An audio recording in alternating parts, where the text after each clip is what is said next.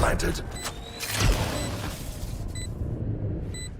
What's good, everybody? Welcome back to SpikeTalk. It's episode 35 now. My forehead's all red because I just got out of the gym and my body hates me. So I mean, yeah, I know I look crazy. I'm not in the best shape right now. I mean, physically I am though. You know what I'm saying, bro? Getting back into it. You're better off than I am, man. I just rolled out of bed, so. Hey, bro. Yeah, but yeah, we got Achilios on today. Is that what I sound like? Yes, bro. That's what you sound like. Fucking Batman. Christian Bale, bro. The over I guess it's not that bad of a thing, but like, right? No, it's actually W though, right? All right, it is not your voice. It's not your casting voice. I can tell you that. It is not that. Just like grovelly, just out of bed voice, I guess. Yeah. Let's get into some juice because like Gen.G is lost. No, I swear to God, right? They make 2 changes. And it just does not go their way whatsoever. I was actually up last night, way too late for my own good. My sleep schedule is just totally destroyed. And I was watching some of this stuff, and it was just like, yo, what is happening here? Like a complete dismantling. And I got to get you guys' thoughts on this. This one looks really, really rough off the start. For me, I think that this is one of those things it might take a little while to come together, but then it probably will. Like, I still have a lot of trust in Solo and HSK as coaching staff. I think that they did a wonderful job, obviously, last year. I think they really proved that they have like a solid idea of what they're looking for. But I also think that like Suggest in particular on that map 1 had a bit of a rough time, but so did kind of the rest of the team. It was a really rough look. They kind of started showing what they were about on that second map, but I think that it was just a little bit too late, and Boom had just a stellar performance. I mean, DOS9 was just an absolute god. I was super impressed with him, but yeah, it's a rough look for Gen.G so far. Yeah, I feel like it's really tough for Suggest as well because, I mean, the poor guy hasn't won a match in like 17 games. Like, yeah, he hasn't won a match, and he hasn't won a series in that. He hasn't won a series in that venue, and like I don't know if you can talk to that, baby, but like if there's like just a specific stadium and you've never gotten a win in it, I can imagine when you walk in the doors of that place, you just feel this fucking weight at your shoulders, and you're just like, oh god, we're back here again. Oh, I hope I can get it done. Like it's just brutal. I personally never had a streak where I've lost more than like 3 games in a row. Thank God. I don't know. Not a franchise, by the way. I don't know what the hell I would be doing, bro. Like as a player, if I lost more than 5 games, let alone, I would be so in my head. I'd be like, am I the problem? Like, do I need to change my mouse, my keyboard? Like, what the hell do I need to do? But I mean, the fact that he's still trying his ass off and like he made it on Gen.G. I mean, they must have seen something in him. So it's like sometimes things are out of your control for sure, but. I've had this like back and forth with Frost a lot where we were comparing like if I had joined Bleed instead of EA, and this may have just been an ego thing, but I was like, I could have swore I could have won at least 1 game.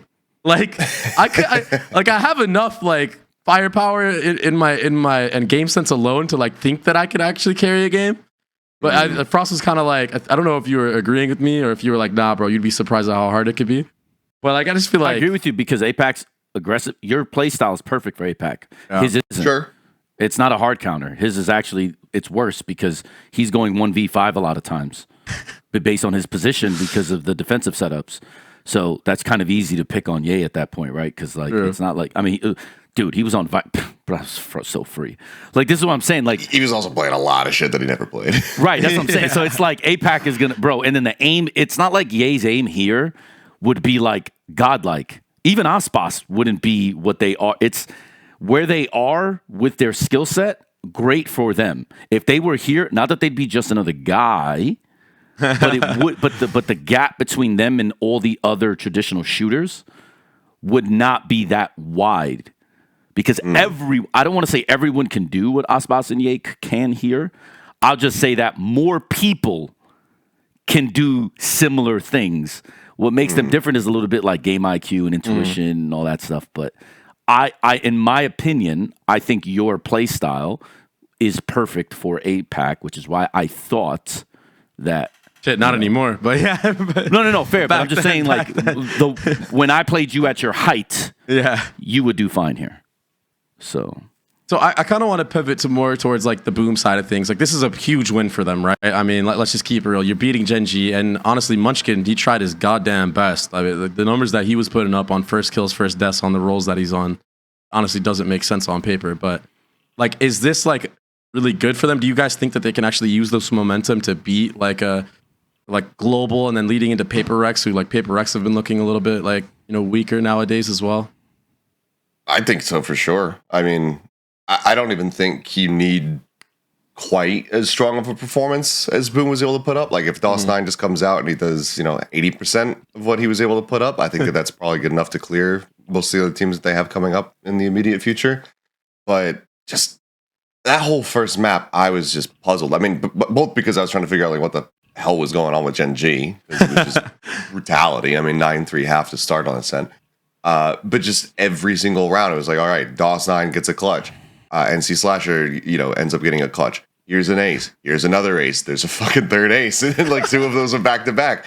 They just took turns, just like trading off. I mean, everybody goes positive on Ascent. I'm looking at it now. Yeah. And then they just end up like crushing. It was just disgusting. It was so good. That weird ass comp, like Frost, you've been talking a lot about like how you think that Phoenix is like kind of undervalued at times, and like you can definitely make them work. Do you think that their performance on this map had anything to do with comp, or do you actually just think it was like a mechanical outclass, like the stats? No, show? it was a mechanical outclass. Right. It is. What I thought was interesting though is so everyone in my room predicted that Boom was going to win. Really? And I was the exact opposite. Like, and Cruz said something I thought was interesting because Cruz was like, bro, that team is like secret. They can they can play up and beat you. But when the expectations on them, or they're the one with advantage, they're going to choke. And what I thought was really interesting was they didn't choke on Haven because they were throwing some rounds closer to the overtimes. And then in overtime, there's a 3v2 post plant that they had, which was so diabolical that they lost that. I'm talking like front facing positions. Gen.G they're smoked out. They can't do anything about it and they lose. And I'm just like, oh, they're cooked. And then you see them fight back and fight back and fight back. So I think for them, beating Gen.G wasn't really important. It was the way they beat Gen.G. It's being able to close out the team that is probably the most clutch. And like failing and then fighting back and going through it. I think that's going to pay dividends for them going long term. As for Gen.G, I don't think this means much because I think that it's going to take time. I will just say that I definitely think they could have went a different way in terms of who they could have filled the Meteor spot with, which is what they've been struggling to do for a long time. I don't know much about that's a very tough spot to fill as well, man. You say that, but I think there's one guy that is now on the bench that definitely they should have picked up, and I am so glad they did not because that was one of my biggest fears.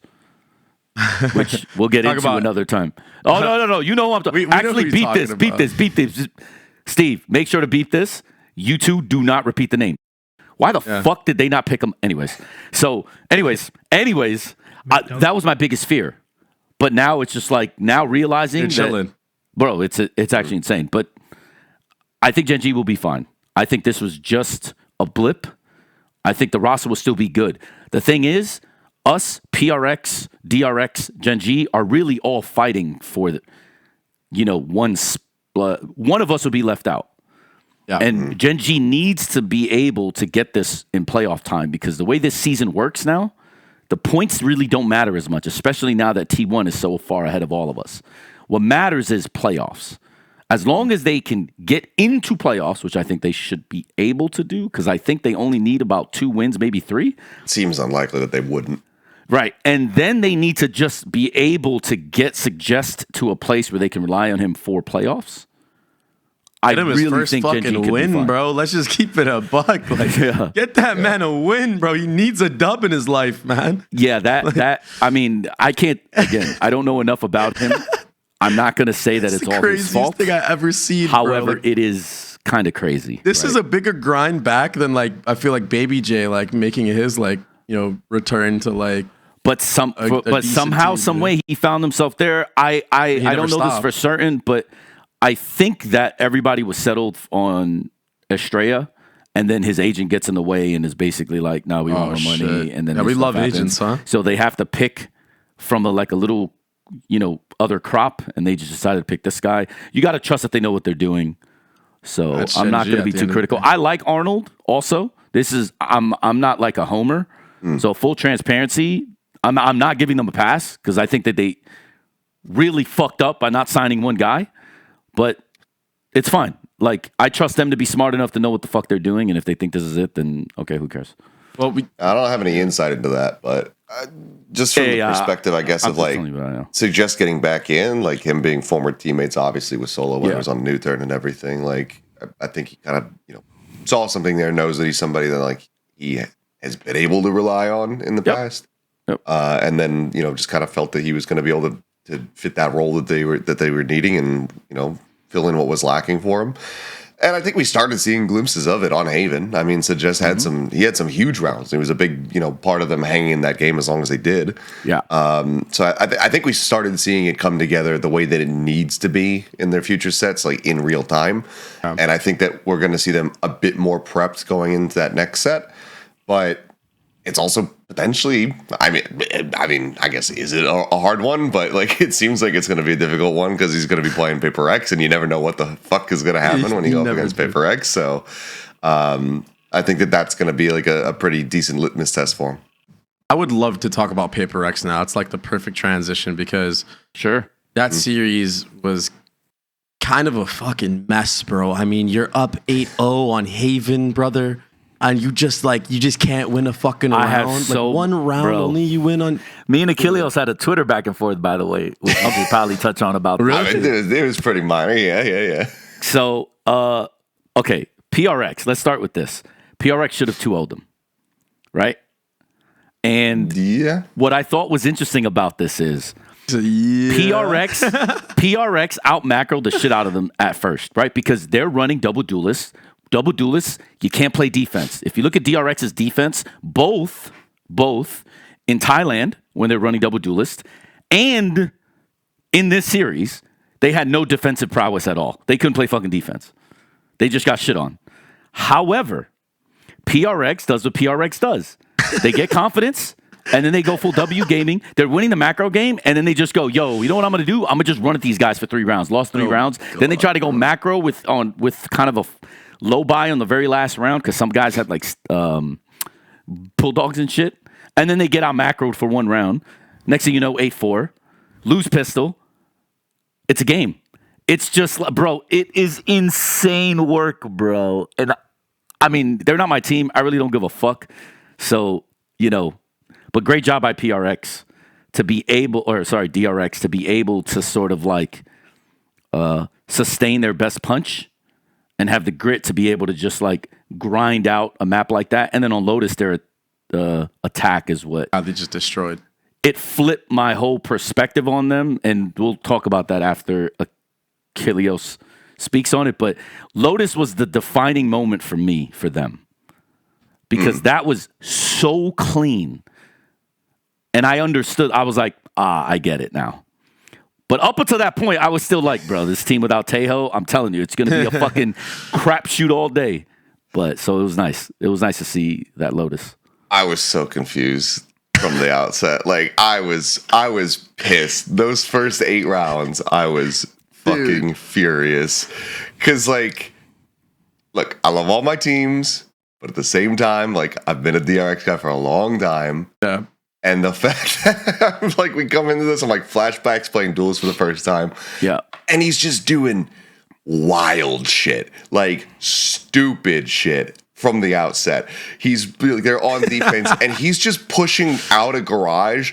There's 4 people waiting for him. Yeah. And he just dies. There's no flash. There's no paranoia. There's no nothing. No one's trying to like do like a pincer from like at a B main or anything like that. He just walks out of garage and there's a firing squad. And I was just like, what in the hell is happening? Guys, what I are have we a doing? timing. Guys, I have Like, a timing. how is this the play? How is this the call? Is Flashback calling this for himself? Is Mako saying to do it? Like, who is it for? Who thought this was a good idea? And I couldn't wrap my head around it. And I had said to, we have a group chat, all the casters and everything, and I had said, like, we get that timeout call from DRX, and then it's 4 rounds in a row, and then they win the pistol like Frost said, and then they just take over the whole rest of the game. It felt like all Termy had to do was he fucking hit the Winter Soldier like sleeper agent activation code in the timeout. He was struggling to figure out like what it was. He suddenly remembered. He calls timeout, and then they're all activated, and boom, they just lock in. Yeah. It was insane the turnaround. It just happened so quickly. The thing is, I can already tell you, he didn't change anything in the timeout. He just told them to calm down because they didn't change their gameplay. That's what pissed me. Like if you want to go back, watch the 8 rounds, then watch the 2 rounds after. Nothing changed in terms of like how they were playing and what they were doing. The only thing that changed was the spots that they did things on, right? Like A main in specific. But what happened was they got better fights. Why? Because W Gaming wanted to take battles now. Because they're like, bro, we got you 8-0. We're just going to fuck you up. Instead of doing what they were doing. Like you said, they're playing like mid-30, just waiting. Because when I did that watch party for the G2 game, like I literally called, yo, they can't actually do anything on defense.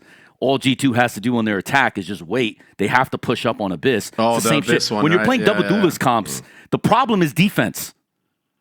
You're going to have to get aggressive. Yeah, because you don't have utility. You have to use your body, and you can get punished for PRX it. has a macro comp, and they're just like, yeah, let's just run at them. Which, by the way, bro, we got to talk about this. We bro. got to talk What's about up? this, though. Like, PRX trying to go the macro comp way and then losing to double duelists. Can you imagine? But the thing is, and like everybody wants changes for PRX. PRX has never needed changes.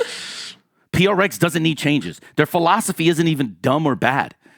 I'm not going to help them because fuck them. They're not my team. It would have been the perfect time to do double duelists, though. Like, changes is not going to fix this. Yoru or whatever it may be. Changes are not going to fix this. The players just have to be more responsible, or whoever the fuck is responsible needs to be more responsible, and they need to be more accountable for the things that happen. But changing a different player for someone else isn't going to do it. Now, if you want to tell me you're going to bring in an IGL to fix this, okay, whatever. Then that's another argument. Then we can have the discussion at another time. The back and forth between me and Achilios was just simple. I basically said the DRX without Tejo, you know this, I've been saying this shit forever. They're going to be dog shit because Tejo was hard carrying them. What I'm seeing or why I changed my perspective, which, by the way, their defense was shit on all 3 maps. But Everyone's was. yeah, but here's the thing that I noticed. In Thailand and on Haven, right? They slower starts through dumb rounds, which they are not known to do. You can say whatever the fuck you want about DRX. They don't throw. They just don't throw, right? So at least they're disciplined enough to not throw. However, they're doing really dumb shit because their comps necessitated them to do it. So I was like, when you don't have the tail protection or when you don't have this like super execute heavy, script, you see they're going to struggle. However, Lotus is different. And you know why? Because that is the 3rd straight double duelist comp where their attack halves are averaging 7 to 8 rounds. And I don't give a fuck what you say. If you're going double duelist and this is your new evolution in your strategy, but you can average 7 or 8 rounds, you can still win that way. Consistently. And consistently what I'm seeing is, bro, their attacks are fucking really good. That's what they're evolving to. They're going past the Tejo crutch and they're going, okay, you know what we're going to do? We're just going to double duelist. The difference is a lot of teams can't consistently average 7 to 8 rounds. They've now done it against 3 quality opponents. Multiple maps as well. Multiple maps. So the argument that like, they can't evolve past the Tejo crutch, I was wrong. That doesn't mean that. Wait, you're wrong, bro? Now. You admit that you're wrong? I always admit I'm wrong. I'm like you were a piece of shit. You know bro. what's so funny though? I feel like I'm the only person in Valorant that actually publicly admits he's wrong. And I do this so often. It's just that people don't like strong characters, I think. Yeah. And I think that, but like in reality, that's why like I immediately turned around and said, okay, I see it. Because even though DRX should have 2-0'd them, and even though their defense was bad, they are evolving into something else. And they're successful at it. Bro, that Lotus attack, go look at that shit. Flawless. There was nothing. Bro, I'm telling you, there was nothing DRX could have done. They did not play badly. That's what the score... Sorry, PRX. The scoreline does not reflect, I think, what PRX was actually doing. Didn't matter because fucking DRX just played that well. It was sick. So I was like, clean. you know what? Okay, I get it. All right, let me ask you guys a question now that we're talking about comps and double duelists becoming like more prominent now. Do you think that it's actually a counter towards these Tejo compositions because you can beat the util timings and kind of disrupt? Because this is like an overall macro, like big shift in the game, I feel like. And T1 was kind of one of the first teams to start incorporating this type of play style. FNATIC last year. Okay, but yes, but you know, but like FNATIC they're the last ones year, that are having they brought it into this year, having the main success against for Tejo. sure. Fair point. Because everyone everyone for a minute was like, "Yo, Tejo is just super fucking busted.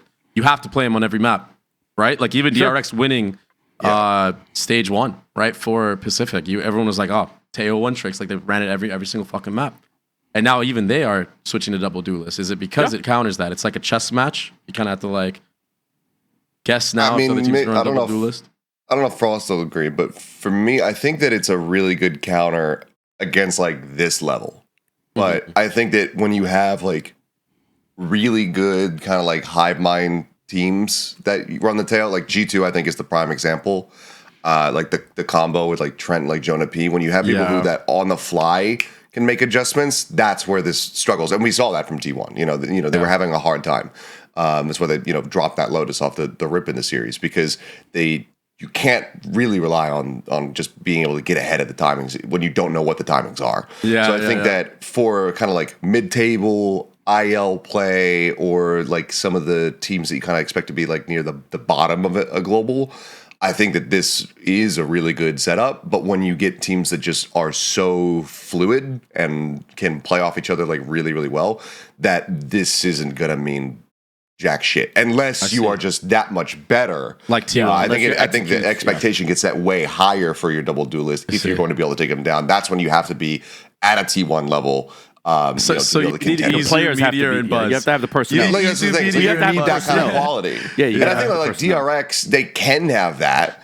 It's more a question of like because like I'd rate Hyunmin right up there. I think that he's super talented. He's insanely good. He's sick. But your second duelist right now is Flashback, and he's only played one series playing duelist. He's played 3 maps, and he certainly had some struggles. But it's like he's shown what kind of caliber of a player he can be. And if he's able to hit that stride and kind of catch up to Hyunmin, then I think DRX is going to be one of those teams that can, kind of crush it and be a bit more like a T1.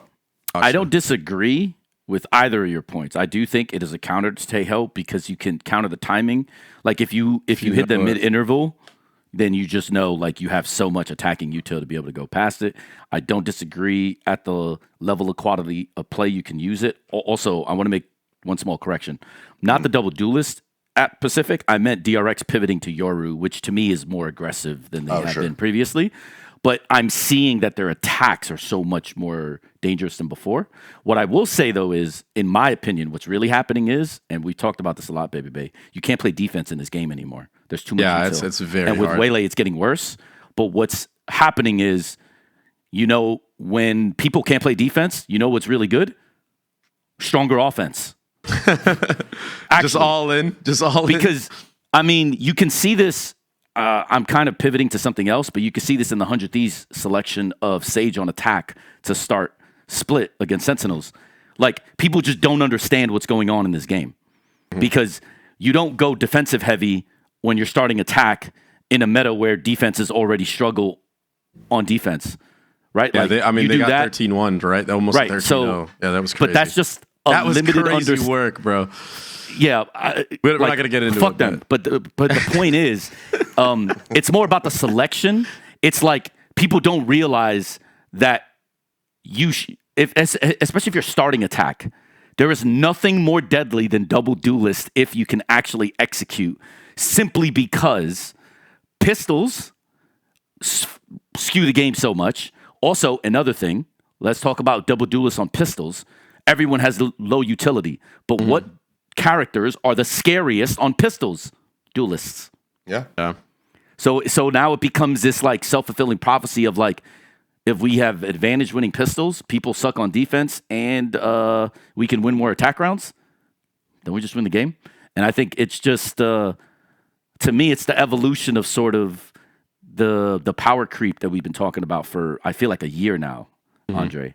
And now you're seeing teams just go, you know what we can do? We're committing to it. Yeah. Also, just everyone's getting so good at the goddamn game now, man. These young kids on this fucking Wooting keyboard are just like, they're unbelievable, bro. Like, dude, as soon as this, I had conversations with Frost about this. As soon as this tech came out, it's like anyone that was like under the age of 18 going into the league now has just mastered like the fact that they could just like let go of the keyboard and be instantly accurate. And they're just so fucking fast, bro. Like, all these fucking players are just so quick with this shit. It's insane now. So, like the game is just evolved. Yeah, go ahead. It's always kind of trended that way though for Valorant, hasn't it? I mean, like the looting stuff is like obviously it makes it like a bit more like just quick, but it, compared to like other games, it's not even that much more impactful compared to like CS2 or whatever. Yeah, because for Valorant, like I remember just seeing like from the outset, like back in beta or whatever, it was like Shroud talking about like why you don't counter strafe in this game and how it's actually worse for you because he's like, like it's faster to just let go of the keyboard because you don't need to counter strafe. Your movement just stops. So the level's just been, bro. Yeah, it's just been going up and up. And to that point, it's why I laugh when everyone says Waylay's low tier. And to me, it's so funny because you know what Waylay does? She counters every single Sentinel in the game. If you really think of it, she counters every single Sentinel in the game. She definitely can. Which makes it even fucking harder to play defense. It is so asinine, I think, what they've done to Sentinels. It's crazy. They like don't even exist. That is another point too. Is right that's why a double duelist is coming out because no one wants to lock in a Cypher or a Killjoy anymore. You know, like any type of damage or delay utility is just not there. You're forced to play Vice if anything.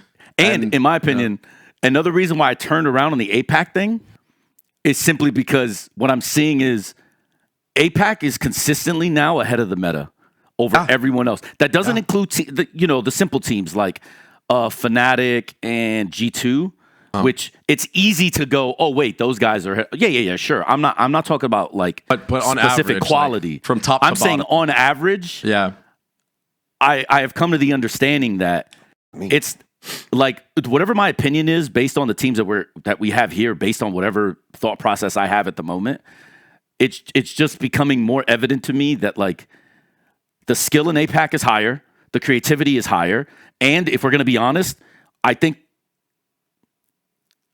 the league, there's more parity in the league.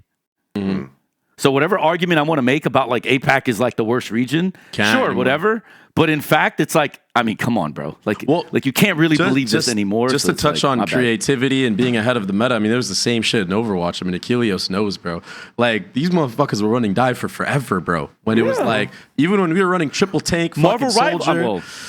Exactly. Dude. If Rivals is picking up over here, it's fucking done. Well, you know who's like good 100 right Thieves, now. enjoy the wins that you are getting in the one game that is going well. Like, because if Asia gets involved, that's because the skill here is crazy. Happy's on the best team in Korea right now. Happy from Overwatch, bro. And they're sick. They're fucking sick, bro. But you see, their comps aren't like the infinite comps that you're running. It's just fucking mash, bro. But to my point though is even when I switched to Valorant, when I was watching Vision Strikers do the shit that they were doing with the breach and the jet, oh, that's true. They were more aggressive than anyone else. In my head, it already clicked to me. I'm like, oh fuck, bro, like. This is so fucking good. Like, and the creativity was there, the way that they were comboing the jet dashes with the Sova dart and the breach stun off of reactions. It was already so high level. I mean, the whole Schmieg era, I told you this, Frost. I fucking copied a bunch of DRX's shit, combined it with another APAC team that ran double duelists all the time.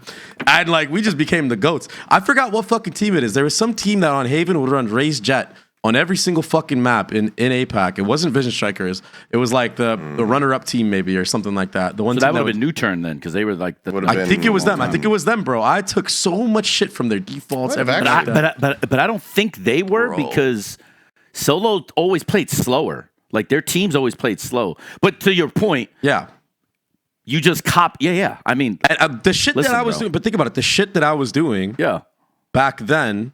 I mean, I know shit had to change with characters, and Astra kind of fucked up everything with that. But now that they nerfed a lot of this utility that can't be used off barrier, you are thinking of New Turn. I just looked. It was New Turn, wasn't it? Oh, was it? Yeah, yeah. They did run Jet Rays when they played like Sentinels and everything. All right, so then it was New Turn. Yeah, so holla at Solo. Gen.G. Yep.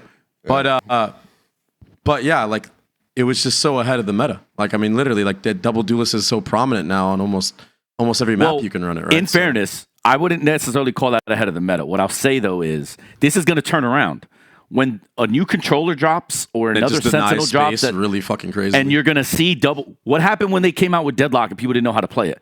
What do people do? Cypher Deadlock. Yeah. With the God trips. And then, right? So this thing is cyclical, right? It's just that, like, in my opinion, and I don't know if you agree with this, I think DRX on Tejo was stronger than Sentinel's version. And I think those are the two best teams that use Tejo. But I think DRX's was way more G2 Tejo is fucking nasty. Well, G2 Tejo is what I would say. But I'll be honest, I don't even think G2 Tejo was actually that good. Because if you think of Tejo wasn't getting kills or really doing much. It's more how they played around it. Like I'll give an example. It opened up stuff for Trent's dart. Yeah, because you're so afraid of the movement. Everything, yeah. Like Trent became scarier when they had a Tejo because you have to dodge. Like, bro, you have to dodge Jonah, then you have to dodge Trent, and then Trent also can just 1v4 you. Like, I don't mean that to be like rude. Anybody on that towards roster, G2, man. it's more like I think they played around Tejo. I think the other two teams played for Tejo, if that makes sense. I see what you're saying. They were more effective with the actual use of the Tejo. Right. And or to me, that's more scary to play against because the agent was so new. I think now maybe G2 would be scary to play against because they don't need Tejo to be like, because now that everybody kind of knows how to play against Tejo. But when Thailand or like kickoff in Thailand hit, people were still not fully aware of how to maneuver around Tejo. Mm-hmm. That's why I thought DRX and Sentinels were the scariest Tejo playing teams. Right? So, but then you have Nats who just doesn't give a fuck about you, bro. well, that was interesting. Yo, it's that like, was the coolest fucking shit ever. I'm not gonna lie. Like, seeing Nats on that bind was something fucking special, bro. Yeah, it was just like, I mean, what the fuck was that, swinging bro? Like, through smokes out of nowhere, taking bro. one shower, like fucking 3 rounds in a row. I'm like, what the hell is going on, bro? But okay, I want to get into your match, Frost. And obviously, I want to get your opinion on the new roster, Achilios, because you got to see the works of like Ban and Gov, and now you're seeing a full Thai team. So first of all, let's talk about the match, and then let's get into the latter part. So, Frost, you were saying, because I even watched your guys' post-game interview, which it most like people you guys don't, kind of, and that's like most of the info from all the coaches. Because I watched a bunch of theirs too. Yeah, bro. People should definitely be tuning into some of these interviews, especially like the one that Pedro Romero does. He does a fucking great job, bro. Agree. He's interviewing everybody. I don't know how he does it. But you guys look mad, bro. Yeah. You look mad after a win, and I just want to like, bro, these guys, they look so depressed. Achilios. I was like, what the fuck? You guys just won a match. What's good, bro? Like, you didn't win good enough? Like, what's up? I'm probably still pissed after that Pearl, just because, So actually, no. Like I said, I got out coached on Pearl because I didn't. It was like the first time. I'm assuming nobody listened to the scrum, so I'll just kind of repeat some of the things I said there. This draft was the first draft in like 2.5 years that I couldn't predict. I did not see Pearl coming. We didn't even practice it. We had something installed for it anyway.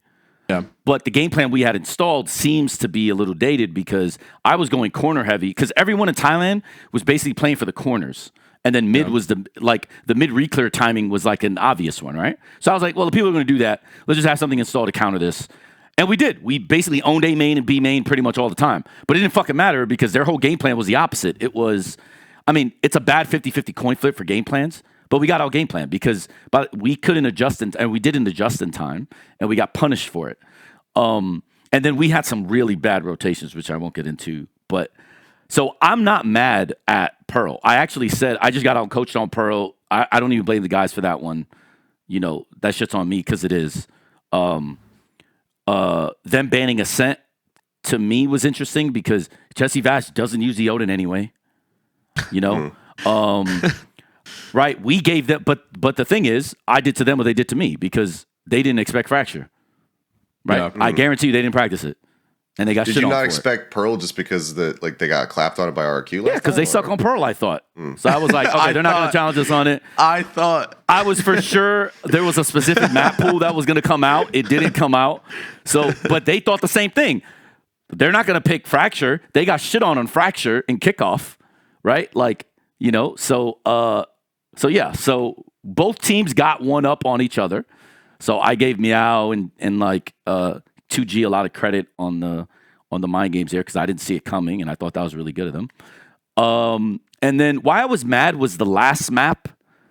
There were a lot of breakdowns that I was very surprised by. And I had a hard time understanding why things went the way they did. Well, I will say, though, is I thank Cruz for bailing us out. His calling, honestly, was magnificent. Like, we were down 6-2 and should have lost, like, probably 10-2 in the half. Wow. But he knew what to do and he knew what to fix. Obviously, I don't understand Thai, so a lot of it was me, like, asking afterwards, like, what the fuck happened did you here? say, bro? But I saved, but here's the thing. We ran Euro ISO. What did I tell you about double duelist comps? We're supposed to get 7 to 8 rounds on attack.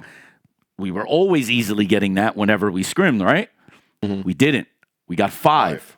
So I had 2 timeouts going into defense, which was always my game plan because I trusted Cruz to bail us out. And we had a fucking ugly attack half, but went to 5 when I thought we should have lost 10-2, right? Yeah. But it's because our guys are just so skilled now that you want to make it ugly?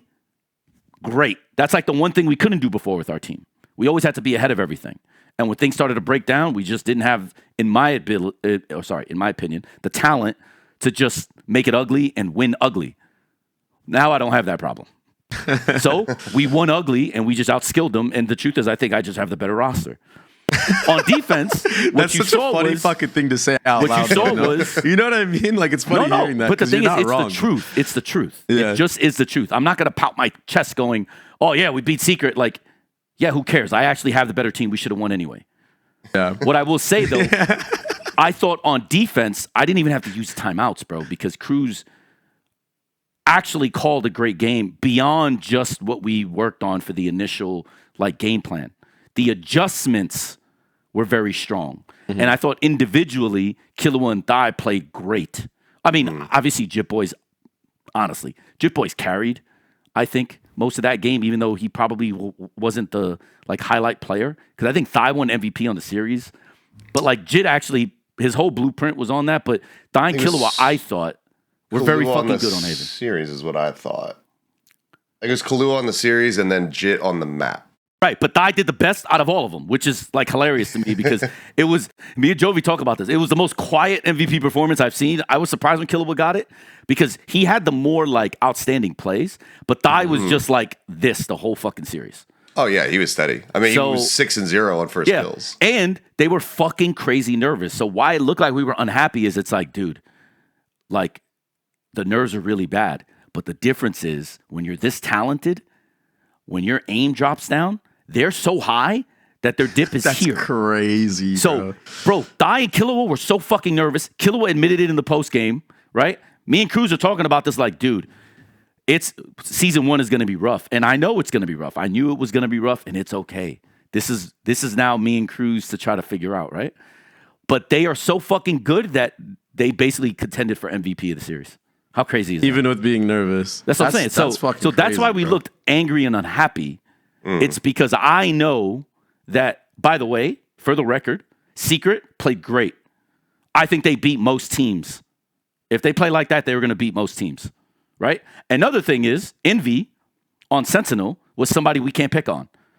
Last year, we always picked on their Sentinel. If you go back and look at the games, NDG, Vash, we just shit on them. We just didn't give a fuck. We just went straight after them. With Envy, it was different, and it is different. And I think this version of Secret is much better than last year, season 2. And that team went 5-0. Envy on Sentinel is a good change. And it makes them way more competitive. So I know, in my opinion, we might have got away with one because we played bad on Haven and yet still won. And it looked convincing because our defense, basically, we lost, I think, like 2 rounds on defense. Yep. Right? But Cruz and I know, hey, man, this is still worrisome, but it's okay. We got those, right? Like, it's like these guys are so good, we can count on ugly wins against good teams.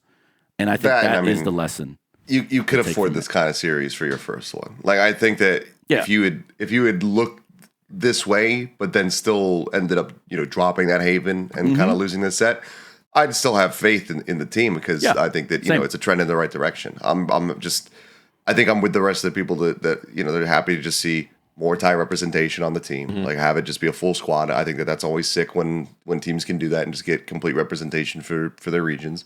But also, like, Privy back on Duelist, which is something that everybody, including myself, has been pulling their fucking hair out. And I know that, he didn't want to play it. It was his choice to move over and start playing the Deadlock and that kind of shit. But I'm glad that it came together, and it overall just looks like a much stronger team. I mean, it's the only Waylay, like, big win, I guess, that we have was you guys on Fracture. Cause, dude, that was that was sick. Like, I guess Forsaken, you got it on Icebox, but it wasn't nearly as decisive.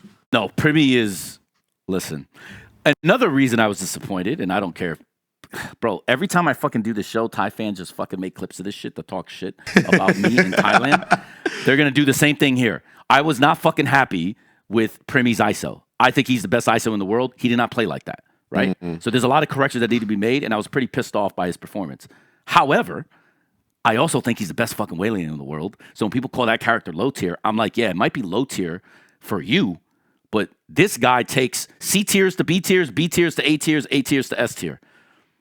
I don't think Waylay's S tier, though. I will readily admit this. However, I think if there's anyone you can expect to bring out Waylay, it's this guy. Trust me. Like, you guys haven't seen it. He got the world first Waylay ace and over at Masters. They like, he played the show match. He's clearly the best. This guy, no, but it's not that though. Like, I don't even mind saying this. I have a Waylay comp for every fucking map. So I had no fucking doubts in my mind. Not even for a second. I knew. Right. Primy is that fucking good, and that I think should be the level of expectation that we have. It's not always going to be this case because now he's on the governor road. Now he's opening up the game for other players, right? And he's like, funny to say this, but he's the OG now because it's his job to help Thai and Killua like sort of acclimate and stuff. So yeah, he has a lot of expectation. He should have a lot of expectation. And if he wants to be the best player in the world, he's going to have to deal with the consequences of being as good as he is and also being a leader of the team. And also being the primary fucking duelist. So, yeah, we were not happy with the performance on Haven, and some of it was him. But that's how much respect we have for him that, what he did on Fracture, I know he can do all the time. How we get that to happen is going to be different every time because he's basically the primary focus of every team when he's there. So, or when he's on our team, like, you could tell that like people really like dope, like they try to make sure they spot and find him first to know where to rotate to. And that's on me to probably do an easier job of like helping create scenarios where they can identify that sort of thing a lot sooner. But yeah, man. He did great on Fracture, and I'm just happy for Thai and Killua to get the monkey off the back. Interesting thing is like G2 just ran Waylay. I think it was the first NA team to do it. I got to cast the game, and they look great on Ascent with it. I was very surprised, but I got to talk a little bit like with Josh and with Jaw about it, and Jaw was straight up saying like, "Yo, this is a better version of Jet right now." Like in this current state of the game, he's just like, I agree with him. Like, you might as well just play Waylay over Jet. I agree with him. But he also, Josh was also saying the same thing that you were talking about. You kind of have to form your composition around the Waylay if you're going to run it, though. Yes. Like, you have to full commit. If you're going to run 100%. it, like, you can't, like, play standard default comp. She's not plug and play like Jet. That's right? Yeah, exactly. Yeah. But if you put the pieces around her, the amount of I'm not even going to call anybody out. But the amount of fucking people that says she's low tier to me just again shows there is a lack of understanding of what the game is, of what Valorant is. And I think everybody needs to be a little bit more perceptive on what the game has become. And it isn't a tactical shooter. And we need to just understand this. And no, this isn't a shot to right. It's just like they don't, like they expect a character to be like S tier on everything in order for the character to be S tier. No, you can be very good. Like, you know, I hate that we're going to talk about rivals here like that because this is like a, you know, but you mentioned dive earlier, right? Yeah. What are some of the best dive characters? For tank, obviously, it's Venom, right? Yep. But if you're putting Venom on a super defensive comp with like a Hella or like a front to back comp, you're going to fucking struggle, right? Yeah. Does that mean Venom is an S tier when you're playing him with dive? No, they have nothing to do with each other. Does that mean overall Venom may be A tier because you have to play him a specific way? Yes, sure. Right? But this is what I just broke it down though for a lot of the fans out yeah, there. but this is obvious though. This to me should be as simple as breathing air. Like we're professionals, bro. We get paid for this shit. So you're not shit talking in the public. You should talk in teams. He's saying right for now. the other people in the scene. In the league. I'm just saying I'm no fucking genius, bro. I'm actually an idiot. I am actually an idiot. We gotta clip that, bro. This is just obvious. We're gonna It's use just sound bites. insane. I'm an idiot. No, man. It's just you can. You know what bothers me about this though? You remember that conversation we had weeks ago about what's happening in the NBA and the discussion about like you can tell that the people that are the biggest mouthpieces don't even watch the games. Mm-hmm. I think this is yet another example of I think a lot of people in Valorant get away with their name and their perception. They actually don't love Valorant. They love what Valorant brings them, but they don't actually love Valorant. And what I would like to see more is people that love Valorant. And this to me is an example of that. It's a little like, you know, weird way to get there. Mm-hmm. But like that's what I'm saying. Okay. Well, let's pivot into the last match that we didn't go over so far. I guess we didn't talk about global and detonation focus, but I want to talk global about look great. Yeah, you want to talk about that first? All right, let's talk about that first then. Thought global look great. I think it's going to be too long of a conversation. Yeah, right. Yeah. All things considered, I mean, there was like a lot of drama going around. I don't really want to get into that, but yeah, I don't care about that shit. Yeah, it is what it is. But on the players. Yeah, for sure. I was surprised Patrick, who did great too. He was supposed to be nervous. He looked fine, bro. He had a couple overheat moments that, you know, but that's just like young player. I think it's the same thing. It's like, you could allot that for him. Like it's fine. There were some people like chat needs to shut the fuck up, man. Like I mean, I know that I should never expect the common viewer to be smart and like have a brain or have any kind of compassion or critical thinking, but like Jesus Christ, because like Patrick, who would go out, he'd kill like 2 people and then he'd overextend and die. And like, yeah, whatever. Maybe it makes a round close. Their economy gets shaken up or whatever, or maybe even they end up losing a round because of that. And people were saying like, "Fucking fire this guy. We waited so long for this. Like, get Darian back in." I'm like, what the fuck are you talking about? Like Darian, whatever. Like, he's a good player, but he was not performing in the role that he was on because he had to make a huge adjustment. Like, global looks so much better with Patrick Hu coming in every facet, and for people to kind of like have that conclusion, it's just like, dude, just some people need to have their fucking keyboards taken away from them. They need to like just get rid of get rid of your fingers, like tie your fingers together, stop them from typing, because the things that they're saying were just heinous, and it was so unwarranted. Like, I think that Patrick Hu going into their next series, like, he should be so much better. And I think that he was already in a really good spot. Going 13-6 on first kills, first deaths, and going negative clearly shows that like it's probably just nerves after that point. For you to be able to get the advantage in that many, in 13 of the rounds in a series, and only give away 6 is a fucking crazy stat. Like that's, I mean, he's doing his job, bro. Yeah, it's kind of like the DRX thing, except he's more inexperienced. It's more like he got the confidence at 13-6. He tested more limits. The thing is, a young guy like that is going to make those confident plays a lot more because he's not experienced. You don't expect those, unmitigated tempo changes from a team that had made a finals, right? Yeah. For Patrick Hu, I'm not criticizing Patrick Hu. Yeah. Like, what are we talking about here? I didn't even criticize like some of the shit that my players did. Yeah, I looked unhappy. I wasn't sitting there, bro. They're young. It's gonna take time. Like first day on the biggest stage. Yeah, like, bro, who cares, bro? That's literally what I told them was, and I'm sure GE did the same thing. How do you say, guys? Make your mistakes, just play. It doesn't matter if we win or lose. I'm the one that's gonna get blamed for the loss anyway. So just do your thing. Literally, that's what I told them. Especially you. I'm sure GE is gonna do the same shit. And the thing is, I think they look good. I think the team looks good. The comps I think look good. I don't think DFM is bad either. I think really, in my opinion, DFM's trajectory in the offseason, people, I think, I was one of those people. I was one of those people. I was too. You know that. I was one of those people. It's because of the offseason. I know. Experiment a lot so in the offseason. I thought Fury was going to be good, bro. Yeah. I'm running default comps all offseason. Fury was going to be good. What the fuck was that? What the fuck was that? Well, I told you that was fool's gold, but it's okay.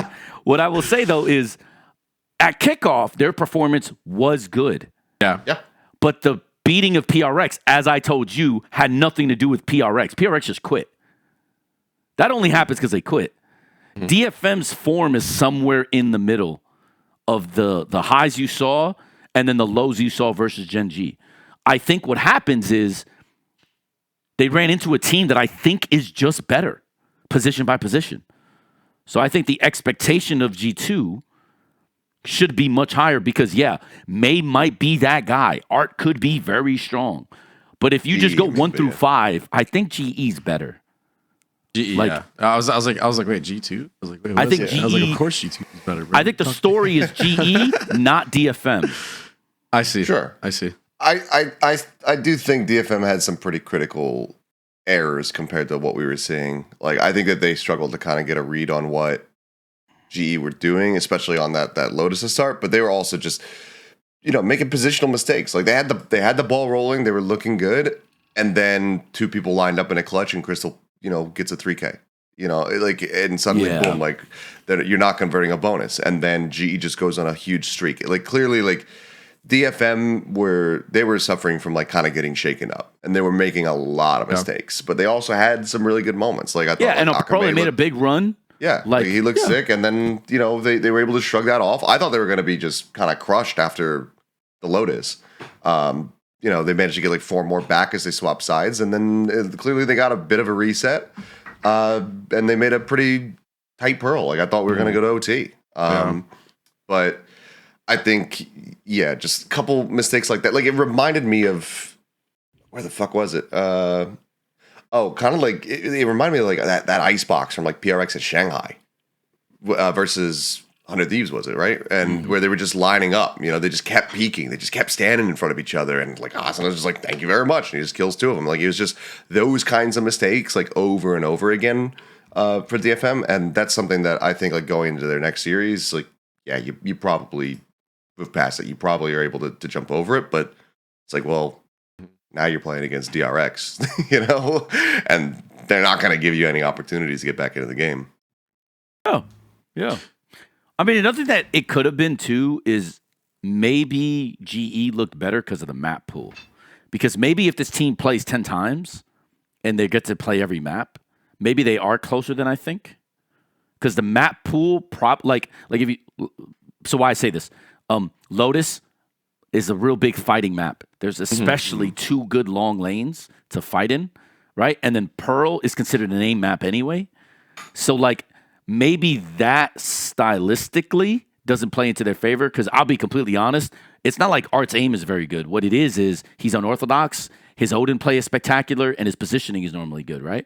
But if you put him in long range fights versus like maybe like a Udo and a Crystal, he might not win those as much, right? So maybe it's like a map. Maybe the map veto is what made the disparity a lot more, I think, prevalent. Problem is, I think like DFM, like where they want to get pretty much at any time is going to be Ascent, but I just don't think that many teams are going to let them get there because whatever. Art can't wallbang at B anymore, but like. Oh, they'll crafty. They'll figure it out. Yeah. Yeah, like they'll figure something out, but like that's just a much better map for them and has been. I mean, everyone still thinks about like the DFM download versus T1, where they were able to get that first win last year.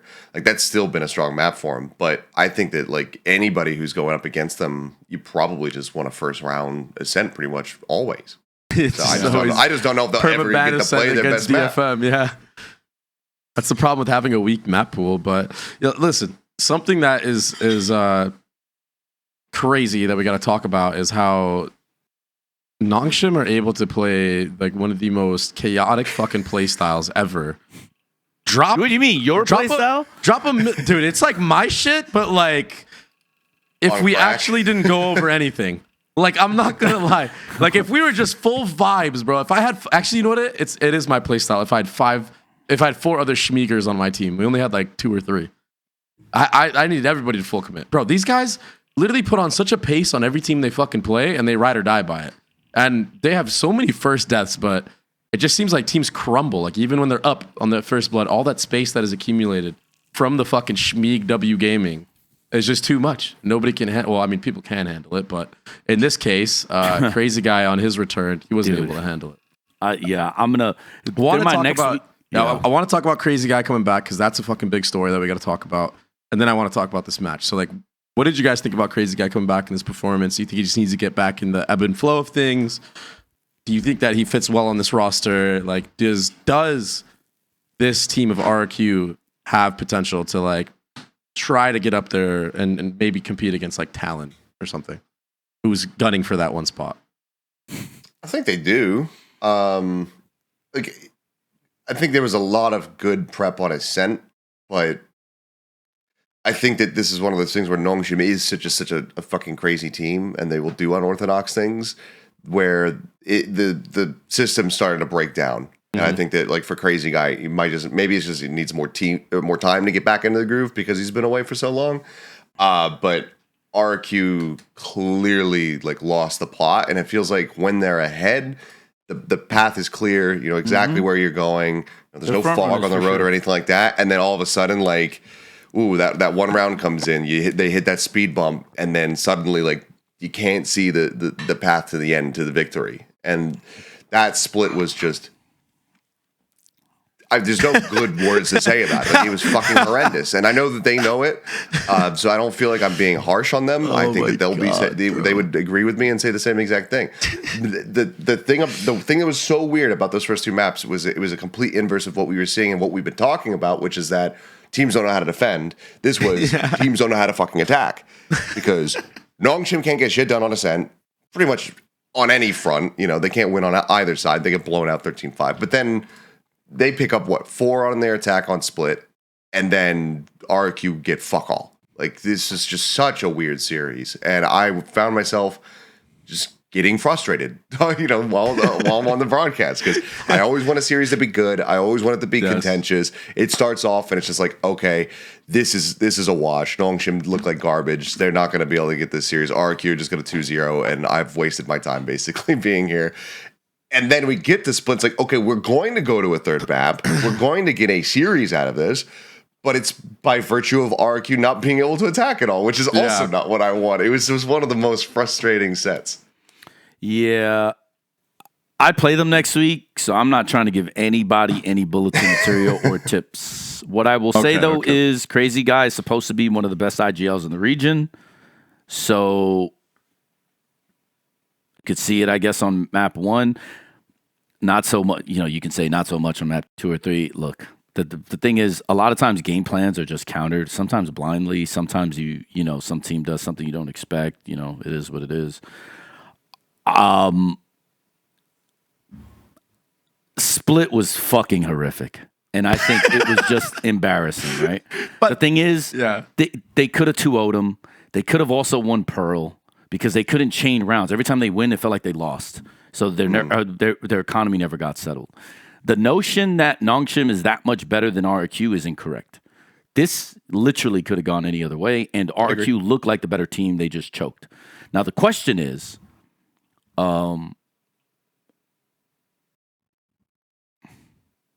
whether or not, by the way, bleep out the player, whether or not a guy like would have helped, because the notion that Really doesn't want anybody. He's a better IGL than that guy is insane work, bro. And the notion that one is a better. You'd also love to see him on a team. No. It's just because I want the best for people, even if it's not the best for me. What I think is insane work, though, is the notion that you can have such blind confidence in somebody, and yet at the same time not see the value in somebody else with more credentials, more experience, more skill, like insert all the fucking accolades that you can list there. Now, I know we're not saying who the player is, and I think that for good reason we shouldn't, They're going to have to figure this shit out. The thing is, they're a fucking good team. Can they beat us next week? Yes, they're good enough. Will they beat us next week? No fucking clue. Watch Monday. You'll find out. Right? Like, I just feel like this series is going to be so much closer than the narrative, and simply because RRQ seem to just have these bad lapses at the worst times against, in my opinion, and obviously it sounds like Achilios' opinion, pretty much the streakiest team in the league. This team is like when you play basketball with somebody and they hit a couple jump shots and then they just score 10 more points in a row. They're just so streaky, bro. They get a little bit of confidence. We call it the John Olsen effect because there's a player in Thailand which is like that. If you give him easy kills, he's going to drop 30. But if you stop him early, he's going to go minus fucking like 20, right? Like, I'm telling you, this team, they're front runners. That's what makes them scary. Yep. But if you look at our split versus them, the moment you stop their shit, they're paperweight. So that's the fucking thing, though, is you got to be able... You cannot let them play their game. They play their game, you're fucking cooked, bro. They are the most unorthodox team in Pacific, and that actually plays to their strengths. It's crazy watching their game. Yeah. I actually enjoy it. I'm not gonna lie. I still believe RQ should have beat them, though. That's what's so nuts. Yeah, when they're just fucking forcing Neon on every single fucking map, bro, I'm like, yes. And now it's Waylay. Yes. Bro, Now, bro, we predicted it, too. Me and Cruz will talk about it, bro. Before, I was like, bro, Nongshim, you know they're going to play Waylay, so we just got to prepare for Waylay. Like, it's just, like we already knew it, and then we saw it, and we're like, oh, fuck. By the way, though, Persia balled out of control, and I told you about this guy. I think Persia's their best player, and he never gets talked about. It's insane work. Player. But to me, he's their best player. He's their like old man fucking Overwatch player that comes in, and he's still just clapping. Like, and Persia to me, he's their best player on film. And I'm telling you, no one talks about it. And I think it's a fucking travesty. Who do you think their best player is? Achilios? I'd say it's Persia. Oh, okay. I'd say like, as far as consistency. I thought you said you would disagree. My bad. Oh, no. I said I wouldn't. Okay. Like, he's so good. I mean, but this is also one of those teams where, like, and I think the reason why Persia isn't necessarily talked about as like the clear number one is because, like, just map over map, they just highlight like different people. Like, Persia will always be that consistent player. You know, like you're talking about with like Ty and like him not winning MVP for you guys in your match. Like, Persia is that guy that's pretty much always going to be at like a really solid wavelength, and he does have his peaks and everything like that. But like map over map, like you'll have like, okay, Francis is taking over, Domby's doing crazy shit, and he's just sliding in like he was on Pearl. He's a psycho, like, bro. He is Margaret with the Margaret with that play around the Cosmic Divide and stuff. Like, you'll have these huge moments from everybody, so you're constantly like in your head being like, oh, this person's clutch, this guy's great, blah blah blah blah, and Persia's just like, I'm just always here, and I'm always finding value.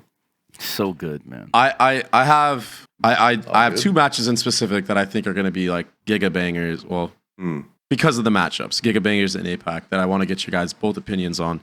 The first one I think is going to be Boom versus Global. I think that's going to be fucking awesome, considering like Boom coming off of that win, and then how you guys have been talking about Global being a very good team. And then the next one is obviously, and I think we talked about this a little bit, but the Gen.G PRX one too. I just want to dive in a little bit deeper into that matchup, into these matchups, because we're seeing this next week. And I mean, the other ones, it's like Secret Zeta, T1 Nongshim. I guess T1 Nongshim. I think T1 should win that though, but they should. It was close last time, but they should be able to win. I think in this state of the game with T1 having confidence too, which we haven't talked about T1 much, and we will as well, because I want to get to know if you guys think they'll still have a strong run. I think they will, obviously. Let me save you the time. They're the favorite to come in first in our group. Right. Okay, there you go. There you go. Yeah, especially with confidence. I have them to take the stage. I'm excited for the Week 5 matchup because my expectation, and I don't mind saying it here since we didn't do a show last week. Listen, last year we started 4-1. I think this year we can start 4-1. It is unlikely that we start out as well as I hope, simply because these guys are still nervous and inexperienced. However, skill-wise, we are much better and can absolutely go 5-0, and that's why I'm excited for that matchup. Because for the we got to plan for the Zeta matchup to let somebody else IGL in particular, just to get them experience on it. Because long term, I know that if we want to win at champs, it has to be more than what Cruz is doing. Because Cruz is technically doing what Boaster does at the moment. He's like which microing I don't everybody? think. Yeah, and to me, I don't think you can win like that right now with the game with as many variables as you have to consider and think about. I think players have to be independently intelligent round over round over round and be able to break open rounds. And you can't have Meteor, Izu, stacks, like plays like that happen if you're not doing that. If it's all coming from one guy, you're cooked, I think. Right? Sure. So I think we can have 2 4-0 teams competing in that last week, right? Similar to what happened to me last year. Yeah. And then it's anybody's game. But in my mind, I'm preparing for T1 to go 4-0 until they play us, for sure. right? So Makes sense. show. So what are we thinking about Boom and Global? I think this is going to be a great game. I think so as well. And this was, as I'm, Plat Chat last night, we were talking about it, not to plug a rival. No, podcast. it doesn't matter. I was kidding. Like, It's not. They're not rivals, bro. It's different. It's different. no. we don't care. Yeah. But this was one of the ones where I was racking my brain, and I got asked for predictions, and I didn't do them until I sat down like right before the show, because I was staring at this one, I'm like, I don't know where to go with this, because like Global looks sick, Boom looks awesome, and what I basically had to quantify was like, I think if Boom plays the same way that they did versus Gen.G, I think that they win that. Because DOS9 just had a world beater performance. I think if he's able to replicate that even a little bit, I think that they're in a really good spot. Yeah. But if they falter, like GE could absolutely take hold. Like GE has insanely clutch players in their own right. Like Patrick, who I think is going to look a lot more stable. I think that he's going to be getting the same, like, he's going to struggle to get like, that clean of value off the rip, but like I don't think he's going to be overheating as much when he does get into advantageous positions. Crystal is obviously somebody who always demands respect. Poppy as well. Like there's so much clutch potential on GE and just so much experience. But I think Boom, like if they're able to have that good of a performance, they take it. But like this is the closest thing to like a coin flip, and it's like in the best way possible because both teams do look so promising. Yeah, I mean, I can't argue with any of your points. I kind of agree with you. I'll just add things. Okay, I believe that GE probably will have the better comps and game plan because I trust their coaching staff more. That's no the disrespect. prep looks really good. There's no disrespect there. I think it just is what it is. However, believe it or not, I don't think Boom has the better players.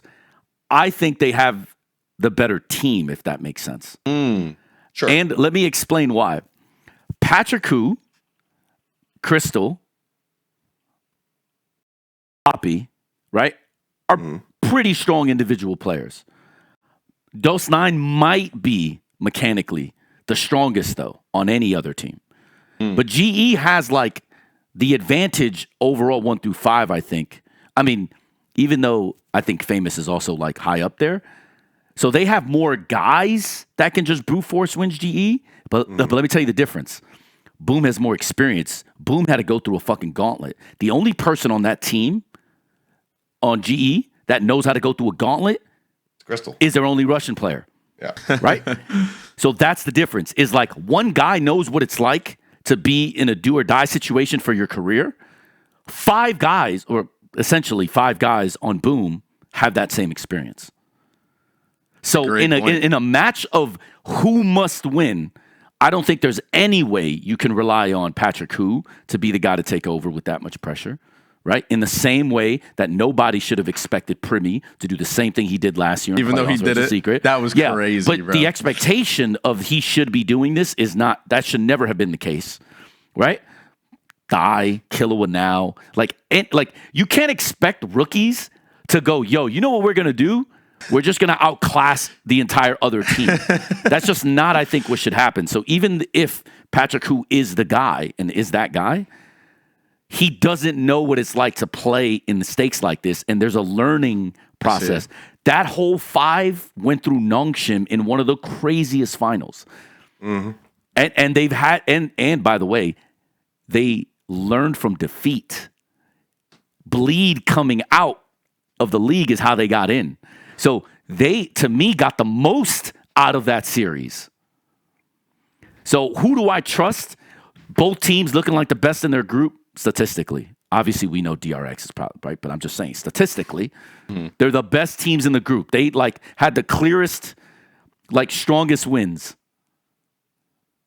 Yet, I can only trust one if I'm like gambling with my life or something. I'm trusting Boom. That's even though I saw them commit one of the biggest travesties, that throw versus T1 in kickoff. Yeah. That was fucking horrendous.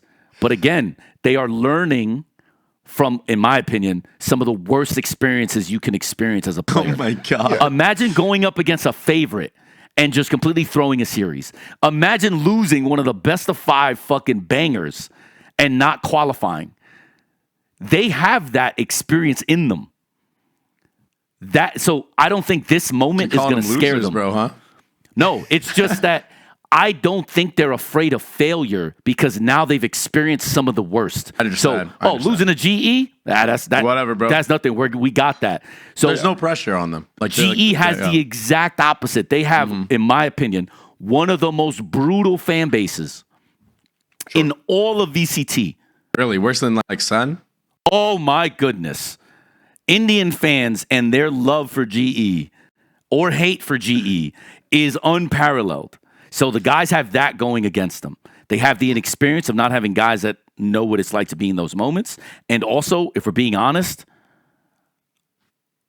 haven't been challenged or tested to the degree of Boom. I see. I feel like it would be a disservice to Boom to even pretend as if GE should be the favorite here. So yeah, it's super close. The thing, the like head to head that I'm actually the most interested in is just it's Kelly S and DOS9. Like I think IGL battle, like I think there's gonna have to be a lot of on the fly calling. Just trying to figure out like what everyone's doing. Again, like, and they're both fraggers. No disrespect. This is not like discriminating against anything. But in my experience, you do not want to mess with Kazakhstanis in an FPS. I'm telling you right now, the advantage is 100p gonna go for me because, dude, they are bred. I mean, it's mainly Counter-Strike that they have, obviously, their most success, but nah, bro. I can't wait to watch this. It's going to be fun. It's definitely going to be a good match. The next one is going to be Gen.G PRX. I think this going to the opposite discussion. Yeah. Gen.G PRX, it's like two teams fighting to like figure out what their identity is. It's like, who's going to figure it out first? You know what I mean? Like, yeah. Like, are we going to see PRX go back to double duelist now again? Like, should they? I don't know, man. Listen. I think PRX played better. They should have won. It should have actually been a walk in the park for them. Right? Yeah. The question is, are they going to throw again? And how they're going to throw the game. To me... Are they going to throw again? Yeah. I just think, in my opinion, that Gen.G is significantly worse. So if a game turns ugly... At the time being, though, huh? Or like you think that... Okay. No. I think the team is significantly worse than they were last year.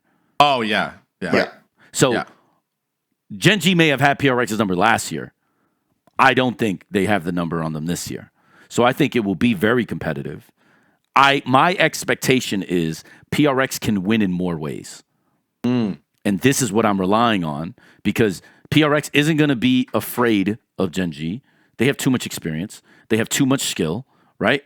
They are learning macro and they're good enough now they can compete. And they're people they can pick on this team. So I think PRX got this. I think so as well, but this was like the one of the other match that I like struggled with predicting last. Oh, I understand. Trust me. I keep doubting Munchkin, and he keeps smacking me in the face, and I can't beat him, and I look like a moron. So I get it, bro. It's so close. Like I'm like 99% certain that I picked PRX last night on Plat Chat, but I actually don't remember for sure because in my head I'm like, or did I go Gen.G? I mean, we joked like, oh, is this the toilet bowl of Valorant? Like, are we hitting that like level of just no? I think that hyperbole is kind of crazy. Broken down Valorant, but like it's crazy. I think both teams are gonna look cleaner, like you said. I think PRX they don't need to realistically like change up what they're going for. But they need to clean it up, like that first map, like that Haven. It was a great start, and then the wheels started coming off, and they weren't playing together. the way that they were at the beginning of that map when they got that 8-0 streak. Like, Yeah. By the skin of their teeth, they're able to get that ice box, and it was a lot to do with like, comp differences. They had a comp that could do well on attack. DRX had one that also could do well on attack. Neither team could fucking defend. I think some minor changes there, like they're going to be in a good spot. And for Gen.G, I think that, you needed to get Ash and suggest like the first games back. I think we started seeing it come together. Like, I don't think this is going to be quite as bad as we were making it out to be last night. I think that it is going to be contentious, like you said. I think it's going to be messy, but I don't think this is going to be like full-blown jail Valorant like we're all kind of expecting it to be, or like the community is expecting it to be. I think that hyperbole, this is again, I just don't think people watch games, man. And I'm just going to leave it at that. There's no way this is the toilet bowl, man. It's insane work, bro. Anyways, but I don't know, man. It's not. It is not, bro. I can see it being I'm telling you, crazy ass Valorant. Well, why did? Can I ask a question? And like, I don't. You guys probably know the actual answer. Why the fuck would Gen.G even make changes in the first place? Like, they took T1 to like 5 maps. What's the reasoning here? Like, they didn't even play bad. Like, this is what Korean teams do Korean things, bro. I don't understand. Someone ahead, bro. This was my biggest issue in NA with a specific org. A head has to roll when the expectation isn't met. Dude, these guys are professionals too. Sometimes you just get beat. It's just a bad day to have a bad day. It's okay. But no one can afford the time now because the way the system works is so fucking stupid. That's why we should be playing every team at least twice. I think the system is probably the key phrase. And I think that's why we...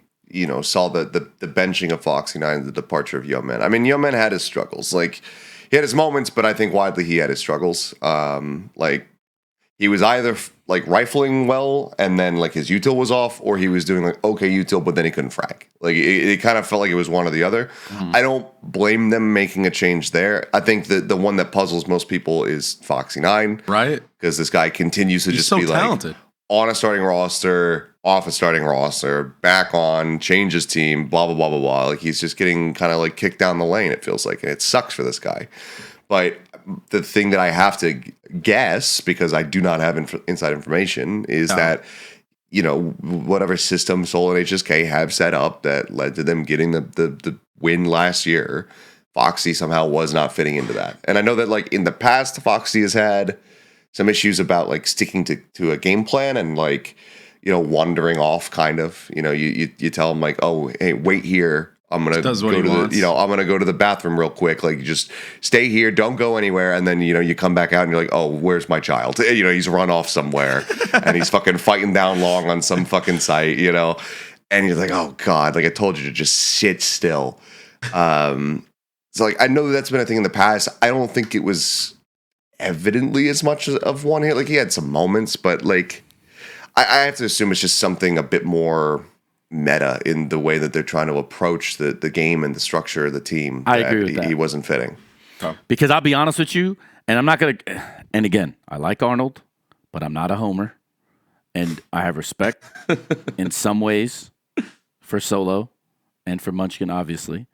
Everybody knows the one way that I'm pissed at everybody in Korea, because it is not right. However, I digress. I will say this. Yeoman was never their worst fucking player, neither on tape or if you just look at any of their games. Just go back and look. Don't fucking argue with me. Just go fucking look. So it has to be something systemic or a personality thing. Because... I mean, a lot of teams have made changes like that, though, like for that reason. It's like the NRG shit in a sense, but it's not actually as worse. As bad. Yeah. I'm an idiot, right? But even my own language. But the point I'm making is like... people just don't realize that, like, sometimes what you have is good enough. Sometimes what you have is special. Not every... It's like this thing where, like, everybody just thinks that, like... The grass is greener. The grass is always greener. Guys, it is not, bro. This version of Gen.G is, in my opinion, so much fucking worse than the one that they had to kick off anyway. I think it's... I mean, I was going to say compared to like last year. Like No. Last year was one of the best teams ever. Yeah. But they also had one of the best players ever in MIBR. Like, Meteor is one of the best Sentinel players ever. Hands down. Is he better than Apeks Nats? Is he better than some of these other guys? I'm not going to get into it. I don't believe so. Right now. But I think he is certainly on your Mount Rushmore of Sentinels, and there's no way you can say that. And he's creeping up on Mount Rushmore of players ever, right? Losing that was always going to fucking suck. And you're not going to get me to blame anyone on Gen.G for that. I'm just saying, if anyone at Gen.G tells me Yo Man's a problem and they're going to blame game IQ and shit, it's like, well, hello? Like, where are you going to find players that can match the... Yeah, it's just... Anyways, I don't give a fuck. I'm just saying. Yo Man to me was never the problem. However, I'm not in the room every day, so maybe he is a problem. Yeah, exactly. We don't know what's truly going. I'm just sometimes only we do know, talking but even Valorant. if we did, we wouldn't actually leak what it was. But As a coach who's also gets paid to be a professional and who also has built teams for a living for fucking it's more than a decade now in different games, Yo Man is not the fucking problem. Just look at the tape. Why they keep doing this to themselves, I have no fucking clue. I don't. But unlucky. Great for me, though. Thank you. Because I can't beat them. So I'm hoping they continue this carousel. Let me get another chance at another team, you know? Maybe, so. this is Of my course, the one time that RRQ isn't in the group with them, all of this turmoil is happening. Yeah. So they dodged the weakest iteration to Gen.G. And then by the time we get to next stage, Gen.G are going to be fucking world beaters again, and then RRQ's going to have to play them. Yeah, and listen, I've heard good things about Ash. I've also heard positive things about Suggest. I'm just saying it is not in the best interest of any player, old or young, to basically have a month and go, yeah, by the way, if you don't win, like, you're fucked. Whereas continuity is good, especially when you're already strong. That's the reason why I gave Governor and Ban another full offseason, right? So I'm not being critical because they're making the changes. I made the changes because I legitimately thought they were better. I'm actually questioning whether or not they legitimately got better, and I'm also a professional. So if they want to question my acumen, fine. They have every right to do so. I'm not saying that I'm always right. I'm just saying, at the very minimum, I don't think anyone in Valorant is going to look at me and say, Hector, did your roster improve in X amount of areas with my new roster to my old one? People are not going to say that. We can all say that. Young, old, new, old, like... Redditor, professional, everyone is looking at this going, did they actually get better? And I think that requires them to be reflective on the decisions that they're making and why they're making them. Right? So that's why I'm critical if I'm coming off as overly harsh. I still have a lot of respect for the guys in the room. I can't understand it. Sure. Yeah. It has to be something internal, I would assume. Yeah, for sure. That's why I said he's probably right. If it's just Valorant, though, this shit continues to make no sense. I mean, the game doesn't make any sense sometimes. I mean, now that I'm watching it, it's chaos in the server. God damn, boy. This season in particular has been just wild, the amount of like changes and shit that have been happening. Like the game's so many teams have just been like, oh, we didn't make it to Bangkok, or like even we did, and we're just gonna make changes. Oh my god, bro, you're right. Like even like Liquid, like how is Liquid making a roster move, bro? That's another one that. What are we talking and not about, only that, bro, it goes back to what I argue with NRG. Liquid made an enemy better. Oh yeah. Addition by subtraction, people just don't seem to like. They don't value it the other way. Oh, Vitality as well. But I think that was probably the most shocking for everybody. Trexx, yeah, for sure. Listen, sometimes it's difficult. Everybody has their reasons for doing stuff. Sometimes not it's in the difficult, room, bro. Sometimes it's just your opinion matters much less if you're not there. All right, but hold on. I think the craziest one, and obviously, like I do work with NRG, I host their podcast, etc. But the craziest storyline I think right now is Verno fucking getting dropped. And then going to MIBR, and then doing this fucking interview and absolutely fucking killing it, bro. Like he was like, I just want to be the best teammate ever. He was saying all this shit. It was insane, bro. It was crazy. The shit I was hearing this guy say. The truth about that is though, but like there's always two sides. You could argue that maybe him learning why he got kicked made him now go 180 on the other direction. That shows a sign of maturity. Whatever. Doesn't matter. Maybe he was never the problem, any of that stuff. I will still, and obviously this is going to affect, people in this industry.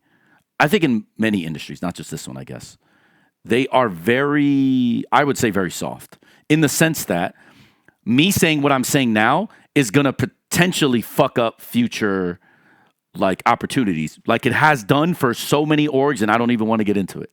Why? Because I still think management of NRG made a fucking colossal error, because if FNS is gone, you want the pairing of Mata and him for the future rebuild anyway.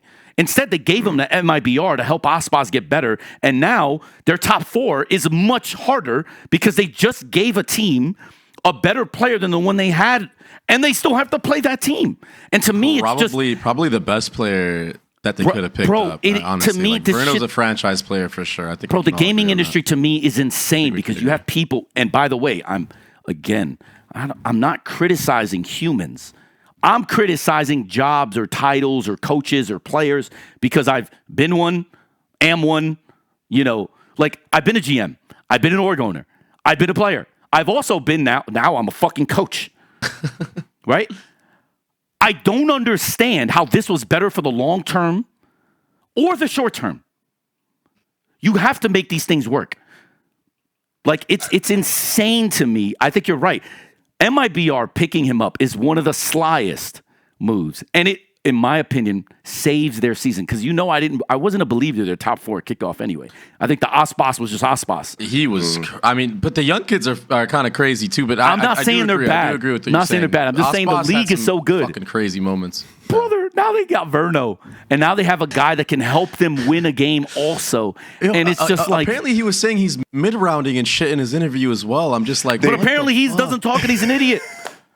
I love the turnaround on the narrative here with Verno, and like you both, I'm sure, like it's just hyperbole. It's just everybody does this shit. You know, Fight Club.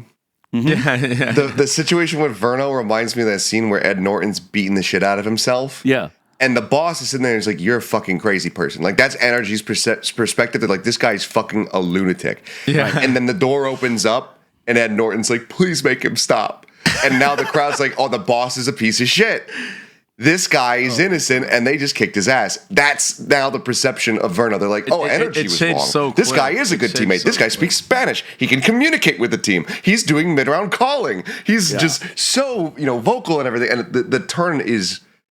It's very funny as me, like a third party, not in America, like from not the involved outside in America. Yeah, outside. To just watch it, right. I think it's fucking hilarious. I say it all the time because people are prisoners of the moment. The thing is, you're only hearing me say this for the first time. Ask Baby Bay when I found out about this. I have not been strayed from this opinion. He was like, "Fuck! I wish I would have known sooner. I would have tried to pick him up." I think 100%. I would 100% have brought him to Talon if I had found out before I went to this thing. And Cruz knows this because Cruz signed off on it. I'm dead serious. Because the thing I don't understand the most is people in this industry, and I'm sorry. Maybe saying I don't understand it is me misphrasing it and mischaracterizing it. I understand it. But what I do not like is we are not there are people you're not going to like that you have to work with. We have to understand that like we're not always going to get our fucking way. But the problem is players always get their fucking way. And what I don't understand about that is organizations then wonder why when X player leaves, fan bases turn on them. It's because they don't fucking like you, dickhead. They like that guy. And my issue with this forward facing is I knew from the beginning both sides are not like we're never gonna get the real story, or like they're not innocent. They're not gonna be as truthful as like or a candid as let's say I was on SpikeTalk, which is also why everybody fucking hates me anyway. It's because if I have a problem with you, you'll know it. But I'm also an adult. Even if I could have been proven correct with the 2-0 by PRX, I would have still, if I saw that Lotus, let's say that was the second map. If I saw that Lotus attack be as flawless, but they lost all rounds on defense, I would have still changed my mind, even though I was right, or perceived to be correct because they lost 2-0. Because I'm an adult, and I feel like the management and NRG are adults. They should have known that, okay, maybe it is untenable with this roster, but Verno, you are too good. You're probably going to be the face of the program for the future. We probably want to build around you. Just give them the time, like, da-da-da-da-da-da-da-da-da. Similar to what BCJ had happened to him at EG. Obviously, it didn't work out for him because that team won the title, right? So his circumstance was different, and maybe they win without Verno, like with Brock. this is all. I'm not being critical of Brock. I like Brock so much. You're just speaking of how high of a caliber Verno is, and I think everybody knows that. Like everybody knows that this guy has been like a prodigy. They're making people in their league that they have to play one time stronger, and I think that is a colossal mismanagement of resources in a game where you don't have these resources available readily. It's pretty funny because what I think about, like when I think about this, I think of like FNATIC, and I'm just like, you ever think FNATIC would let Leo go? Even if he didn't want to. If Leo could have joined, like, imagine Leo joins like Vitality, bro. Right. I mean, they'd be unstoppable. GG. Yeah. They'd be unstoppable. Yeah. Right. But like FNATIC, Safe could still play Jet on fucking Haven with the ice, and it wouldn't matter because Leo would be there to back it up. Like it would be fine. Yeah. It's just it's insane to me that people. That was there's crazy, only one that game. comp was crazy. There's only one game against every team. Our job is to win those games because we only do it one fucking time. Right? There is no way you don't stash him. If anyone in NA got him, they are instantly better. It's just insane. It is one of my biggest reasons why I didn't want to let go of Ban. It is the biggest reason because he was going to bite me in the ass. I know it. Right? Like I said this in the episode when we released them. You didn't hear this, Achilios. If you want to beat, if Talon's the gatekeeper and you want to beat me, why don't you just pay him a salary to figure out how I do shit and what we do and how we do things and have him guess what's going to happen? You need to beat me, right? Yeah. Hello. This guy's teamless season 1.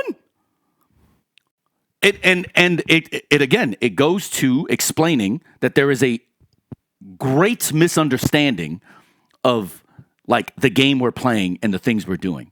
Because some teams are playing with finite resources. Others are not. Well, perception is that others are not. NRG is one of the most heavily backed esports teams. If anyone can afford the ability to hamstring everyone else in the league in order to improve their odds of success, it is fucking NRG. I mean, you could have just put Verno on the bench. Just kept. It is a fumble and a half. Now I get it. You want to be good to players. Everybody wants to be respectful to players. I know. From a player perspective, like I know. I would say Verno is that very would lucky. suck. Verno is. I'm Right. not saying I really, am a fan of that practice. So if anyone wants to, But then loan him. Now, don't even get me started on loan because if I got heat for an organization for these loans, and I'm not going to get into it, but fuck. Because they're either not crafty enough or they're Frost is ready to unload like multiple decades of esports experience like into this one podcast. It's fucked, bro. He's just like, PTSD now because I'm just like, boom. But just loan him. Yeah. Straight up, just if that is your concern, if you can't talk to him, like I would have sat his parents down and said, "Listen, here's the situation. Here's the deal. Trust me. Not going to work with this roster, but trust me. Player. He is your guy. That's we'll develop actually him. smart. We'll do all the things, brother. That's just easy, bro. This should be as easy as fucking breathing air. And if that is not possible, then you loan him, and you make sure you loan him to a team that you don't think can bite you in the ass. You don't fucking pair this guy with goddamn Ospas. If you're trying to win. It is kind of crazy, though. It is crazy. Bro, it just shows that the people that sometimes we're competing against literally cannot help themselves. They just can't help themselves. And unlucky. But props to Verno. Great job. He's probably going to fit very well with Ospas. He's with a generational talent, and I look forward to seeing what they do. Finding out he spoke Spanish to me is crazy work, though. On a personal level. Yeah, I was amazed that was a revelation. I had no idea that he can understand Spanish. Yeah. Meanwhile, their comms are in English, so I think that might be bullshit. But I will test it when I meet him. I will test it when I meet him. In his interview, he actually said he's picking up Portuguese as well. Like he's been like follow Portuguese all of a sudden. Look at this guy. I'm not even kidding, bro. Like he literally said all this. He's like he was saying that he can understand like when. Well, first of all, he said art scene has really good English anyway. Like actually, like most of the players, the only player that doesn't have like the best of English is Shenham. But like everybody else has really phenomenal English is what he said in the interviews. But he says even when they're speaking Portuguese, like he's able to like paint the picture with just a couple of words that he like already understands. Which is kind of crazy to me. It is crazy. I mean, because the languages are different. And like, I mean, we went to lock-in, we were in Sao Paulo, and I remember going out with Doug, and there was plenty of moments where he was struggling to try to like Oh, yeah. Like he could kind of understand what was happening, but when he was trying to communicate that back via Spanish, like they were just looking at him like, "What the fuck are you saying?" You know, it's not a 1-on-1, but it is kind of close. It's a mixture, but yeah. Like that was my problem at Furia. The only person I could communicate with in Spanish was Khalil because everybody else didn't speak Spanish. So I needed Carlisle for everything, which also created the dynamic that we talked about happening and blah blah blah. But like, so it's not easy just because you speak Portuguese if you speak Spanish to communicate. Yeah. I guess closing thoughts for this is I gotta ask, and I'm sure you've been asked a bunch already, like, how the fuck did it feel to cast that final, bro, and like see T1 win like the way they did against a team like G2? Because that must have been just like such a fucking awesome moment for you, man, like personally. It was sick. I mean, we found out about it a couple days before. Obviously, we were super hyped about it, and then it just ended up being like the perfect storm. Like, we had to sit back and watch T1 qualify. Like, we knew G2 was going to be in, but like, can T1 actually make it? Yes, they managed to do it. The way that they did it too, like that pass was it was a movie, bro. Like I was so worried after the Lotus and kind of like the midway point of that Haven, because I was like, oh fuck, maybe G2 are going to be able to run this back, and then Abyss is a third map. Like, is this just going to be a blowout? Like, when have we really ever had a blowout? It doesn't happen too often in like a finals. So I was super concerned that like, okay, we're finally going to get a match of this caliber, and then it's just gonna suck. But then it was just so fucking good the whole way. The fact that it went to 5, the fact that T1 got it, the whole thing was just like you couldn't have scripted it that perfectly if you tried. Yeah, that was fucking sick. Did you guys get like emotional afterwards? Like you and Paper Thin, were you guys like, holy fuck? Like, I thought maybe I would, but then. Then you realize you're not really a big fan of T1. Right? Because if you would... No. Don't put words in his mouth, bro. I've been... It's because of his mouth that I said that. Well, what do you mean? I used to be a huge T1 fan. I'm giving him a lot of... No. I don't want to interrupt. I'm giving you a lot more shit with that comment, the one before, just because we know each other. So, but I don't think it'll come off the people that we actually engage. No. I'm not worried about that at all. No, but like, I used to be a huge fan of them, kind of like in like League of Legends when they were SK Telecom. But for me, like, there you go, Faker the GOAT. But for me, like the thing that makes me cheer for T1 more and more is like Buzz and Stax being there, because like they've just been that duo for so long. Yeah, I agree. I've cast them for so long. Buzz is a good friend. Like he wait. So what you're saying is Stax wasn't the problem? No, he was never the fucking problem, bro. Okay. That was the biggest... He's part of the Stax in the problem club. Yeah, he's going to fit well on this show. He did have some issues, but like I would never qualify him as the problem. Yeah. Like, everybody had their struggles when he joined T1, he had struggles when he was on DRX. There was just a bunch of shit that wasn't working out. But winning too much. It's all working now. God damn, I fucking hate winning. Let me get rid of Stax. No, it's more. It's more like it's more like undefeated. It's more like he can't win the big game. It's more like he can't win the big game. I understand. And then they realize, wait, we're still finishing 5th and 6th. I understand. Wait, maybe never mind. That won't happen. My bad. That was awesome as well. Seeing my bad. That will never happen. Actually, you'll never get that one. That reaction and like when they realized that they won it, like in real running time. Over, yeah. Like me as a player, like I like having that feeling, like whether it was fucking, it doesn't even matter. It could have been a match that I really wanted to fucking win. Like you know that fucking feeling. They finally got their get back, and it's just like, holy shit, man, that was a fucking moment. To answer your question though, like I didn't get emotional, but like as soon as I threw to the like interview, I just fell to my knees, right there, like behind the desk, because I fucked up the throw. I stumbled my words as I was throwing to the Verizon post-match interview. I like tripped over it and then had to correct myself. And I finally like got it out, but like it was 5 maps. I had to piss from like the midpoint of that pearl. Yeah. And then it went to overtime, and then it reset, and then it reset again. And I had to keep drinking because I had to keep my my throat like hydrated and everything. Piss on the bottle. We can do that. I've gotten close. God. Trust me, dude. Trust me. I've gotten close, and I've had the contemplation. This is the truth, bro. I've had the contemplation because I treat my job super seriously. I've only ever missed like a single day of work that I can think of. Yeah. Well done. And that was because like I had appendicitis and I was in the hospital. Oh, fuck. And then I got out of the hospital and then I cast the very same day, like in the evening when I got out of the hospital. Holy shit. That was Tough work. 2020 Overwatch when we were doing online broadcasts. Holy fuck. Like, so I have had the contemplation, if it comes down to it, do I just piss myself so that I can continue working?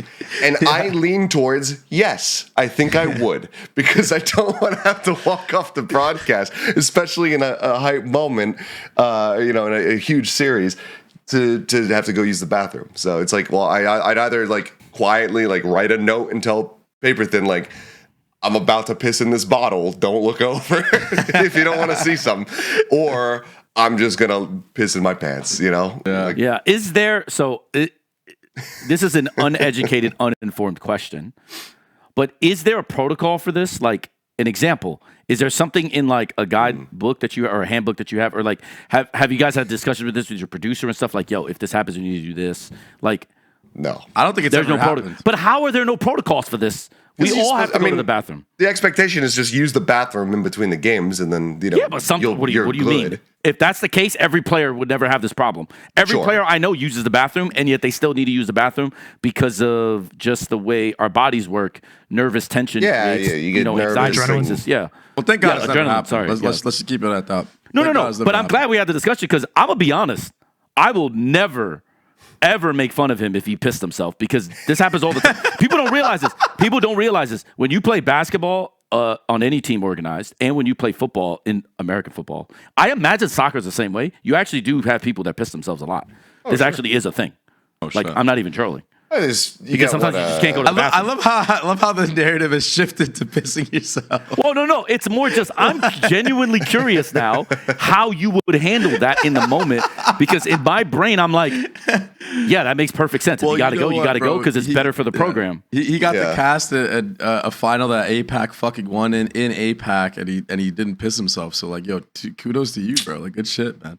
if you ever hear me casting a final and then I like go quiet for a little bit, or if I'm talking, you hear like I'm gonna be fucking thinking, yo, like, he's taking like a a poop. heavy relief sound. Wait, so You'll I have know another that it's question about happening. this. I have another question about this. So how far are the bathrooms located? Like, do they when you do the event planning, do you think about having a bathroom close It's- enough? So they do, and it's one of the main things that we ask when we get in for like the venue tour, because Right. we need to know like, okay, how do we get to the green room? Where's the nearest bathroom? Like, where do we got to go? Sao Paulo, the bathroom wasn't far for us, but like It from was the green dirty room, as- we had a long walk. You know, so like if you were gonna like get into position like ahead of time, or if you were running late to get over to the casting desk or whatever, like you had to run like to be able to get there, because we just had a decent amount of distance to walk. But That sounds like a dangerous trek. usually they try to get the bathroom like. Will right they set there. up a porta potty? You think like if logistically it became too untenable? They right? could, No, yeah. bro. Would you set up a porta I'm gonna potty? ask probably Albert, could. bro. I'm be like, yo, Yeah. have you guys? I'm thought- actually I think genuinely if there curious. wasn't I'm not something trying to there- troll here. I know maybe he No, keeps I know laughing. I know you're I'm not trolling. actually It's just genuinely so funny, curious. like how we get here though. It's Yeah, just my bad. hilarious. Because I'm a fucking dweeb, bro. What do you? I mean, it's the my same brain works concerns this way. same concerns for players. Is like how far is it to the bathrooms, and then for a lot of them, especially like Asian players, how far is it to get to the smoking smoke. area? Smoke a cigarette, right? Yeah.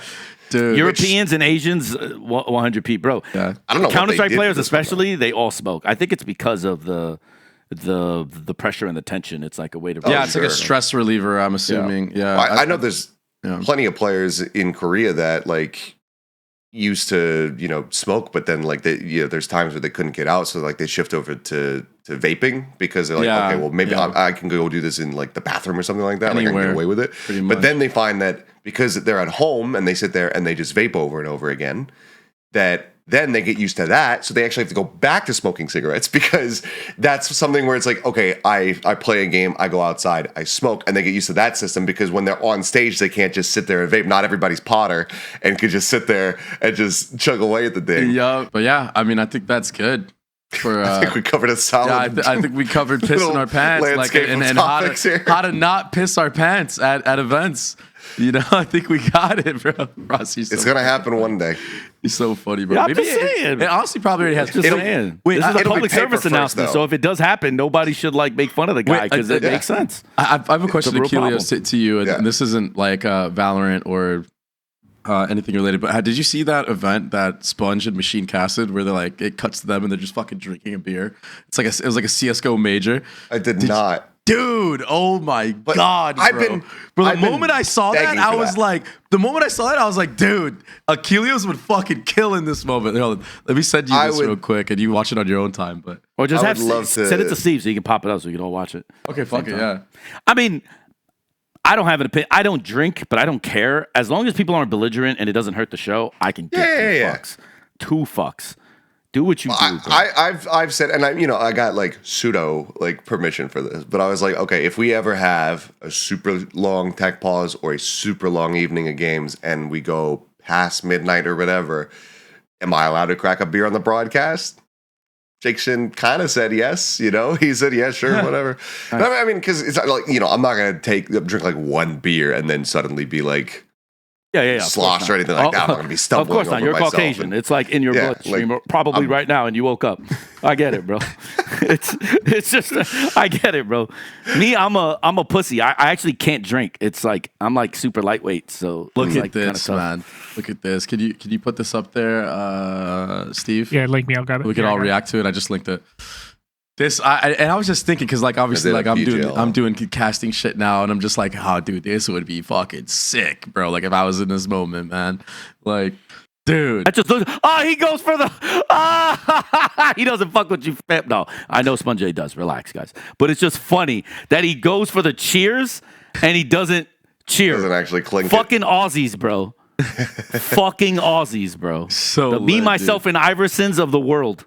Dude, Sponge says something along the lines of I would do a shoey right now or something, but I don't know what the hell. Oh, so a shoey is when you put it, bro. It's in the disgusting. shoe. Yeah, it is fucking And you gotta disgusting. drink it out of it. Yeah, Yeah, It but is yeah. disgusting. I had to fucking put that in there because when I saw this, I was just like, dude, me and Achilios would fucking do. I would have loved if I had a Oh beer right at my the end of that T1 series, man. You know, my Achilios? Imagine, bro. I wanted Baby Bay. I tried to convince Baby Bay after champs, or no, during champs, to come to Pacific, and because he loved Korea. I loved it. tried to get him to come to Pacific to do talent.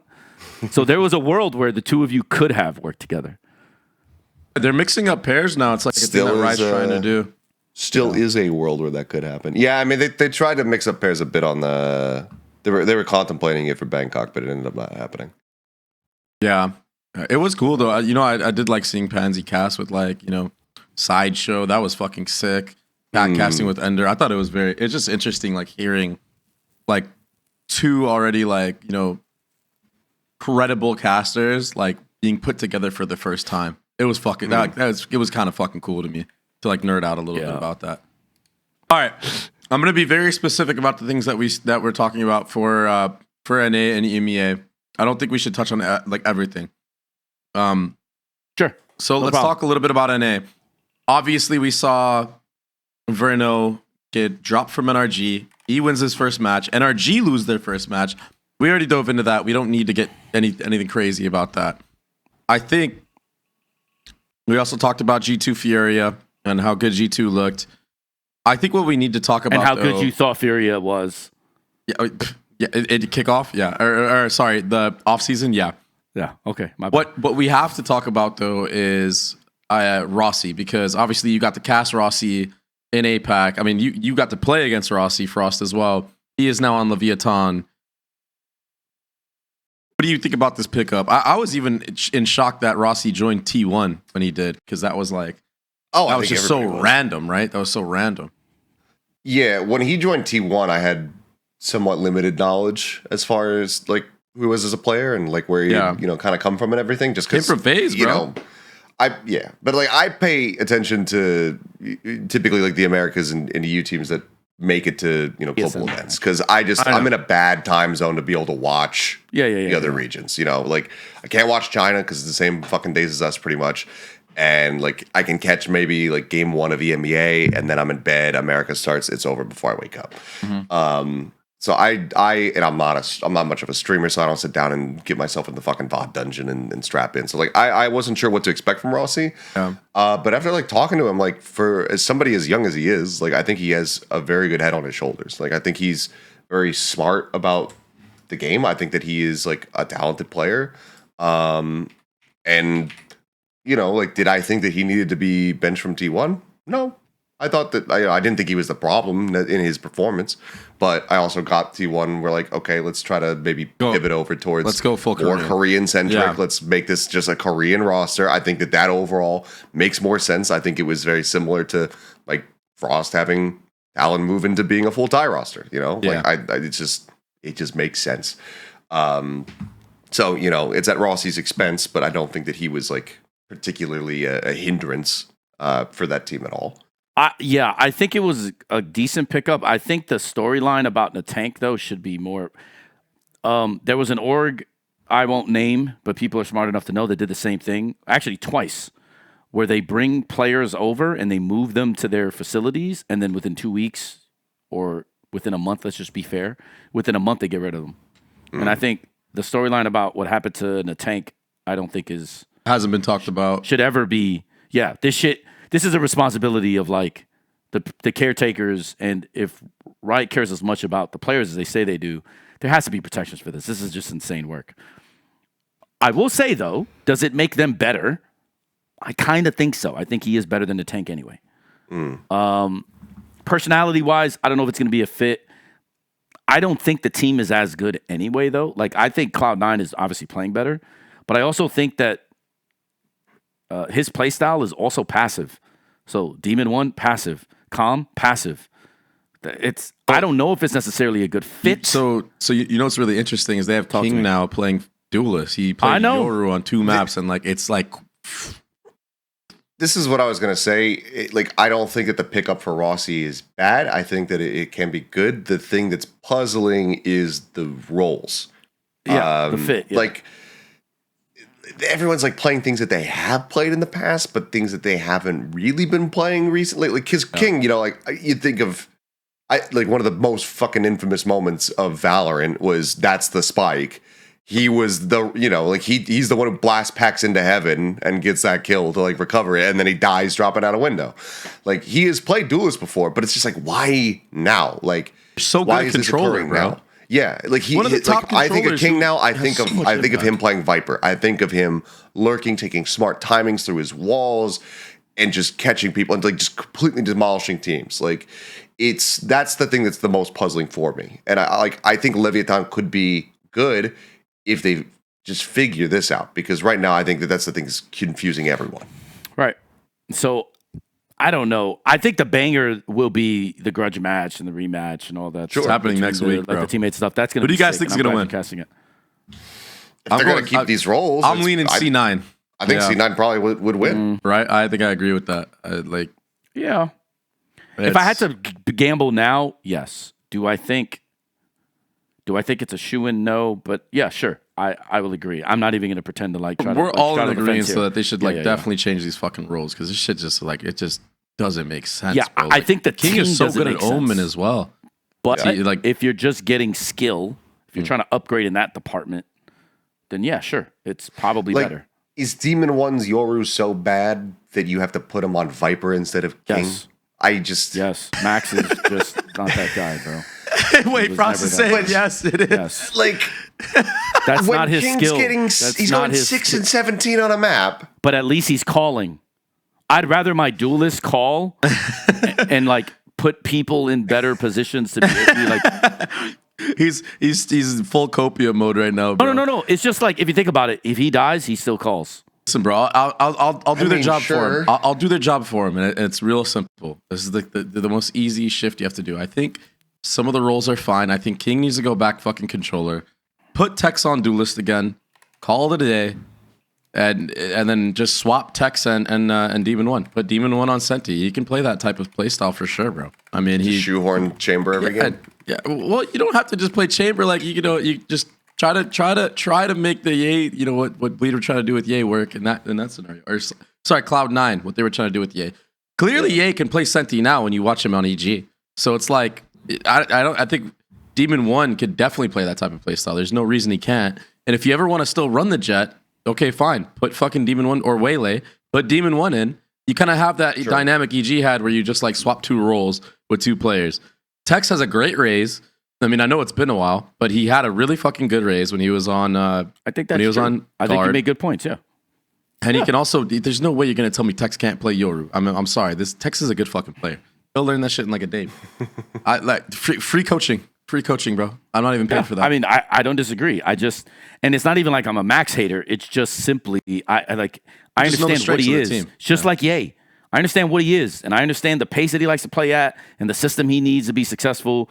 And the one they're building is not that. So yeah, sure. Do I trust him to be a world beater? No, not playing like that. All right. So we already talked about Lev Cloud 9. A game that I really want to talk about that's going to be a fucking banger is G2 MIBR.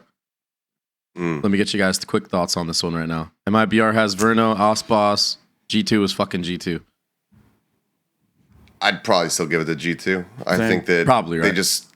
They know how to control people. Like they just know how to dictate pace. Like, yeah, they stumbled at Bangkok, but like they're still just such a good team. If anyone's gonna be able to go toe to toe, like Jogamo, like he can handle Osboss. He can keep up with Osboss. Yeah. Like they're just stacked across the board. Their anti-stratting is really good. Like I think that G2 pretty much 100%. Like I think it's gonna be a good game. Mm-hmm. I don't think MIBR get blown out of the water. I agree. But I think G2 probably take that, maybe like 1 overtime and then like a 13-10.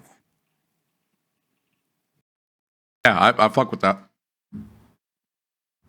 I hella fuck with that. All right, let's skip over to EMEA then. Shit hasn't started. Hasn't started. Ooh-wee. First thing I'm going to ask, how do we think Vitality is going to be without Trexx? Good, not great. I think they will still be top 3. But I don't know if they're the best team in the world now. I think it's going to take time to get there. I don't think they have the cap, you know. And I say this as somebody that literally did his job versus Vitality, but forgot that Trexx existed, and he just destroyed us at Champs.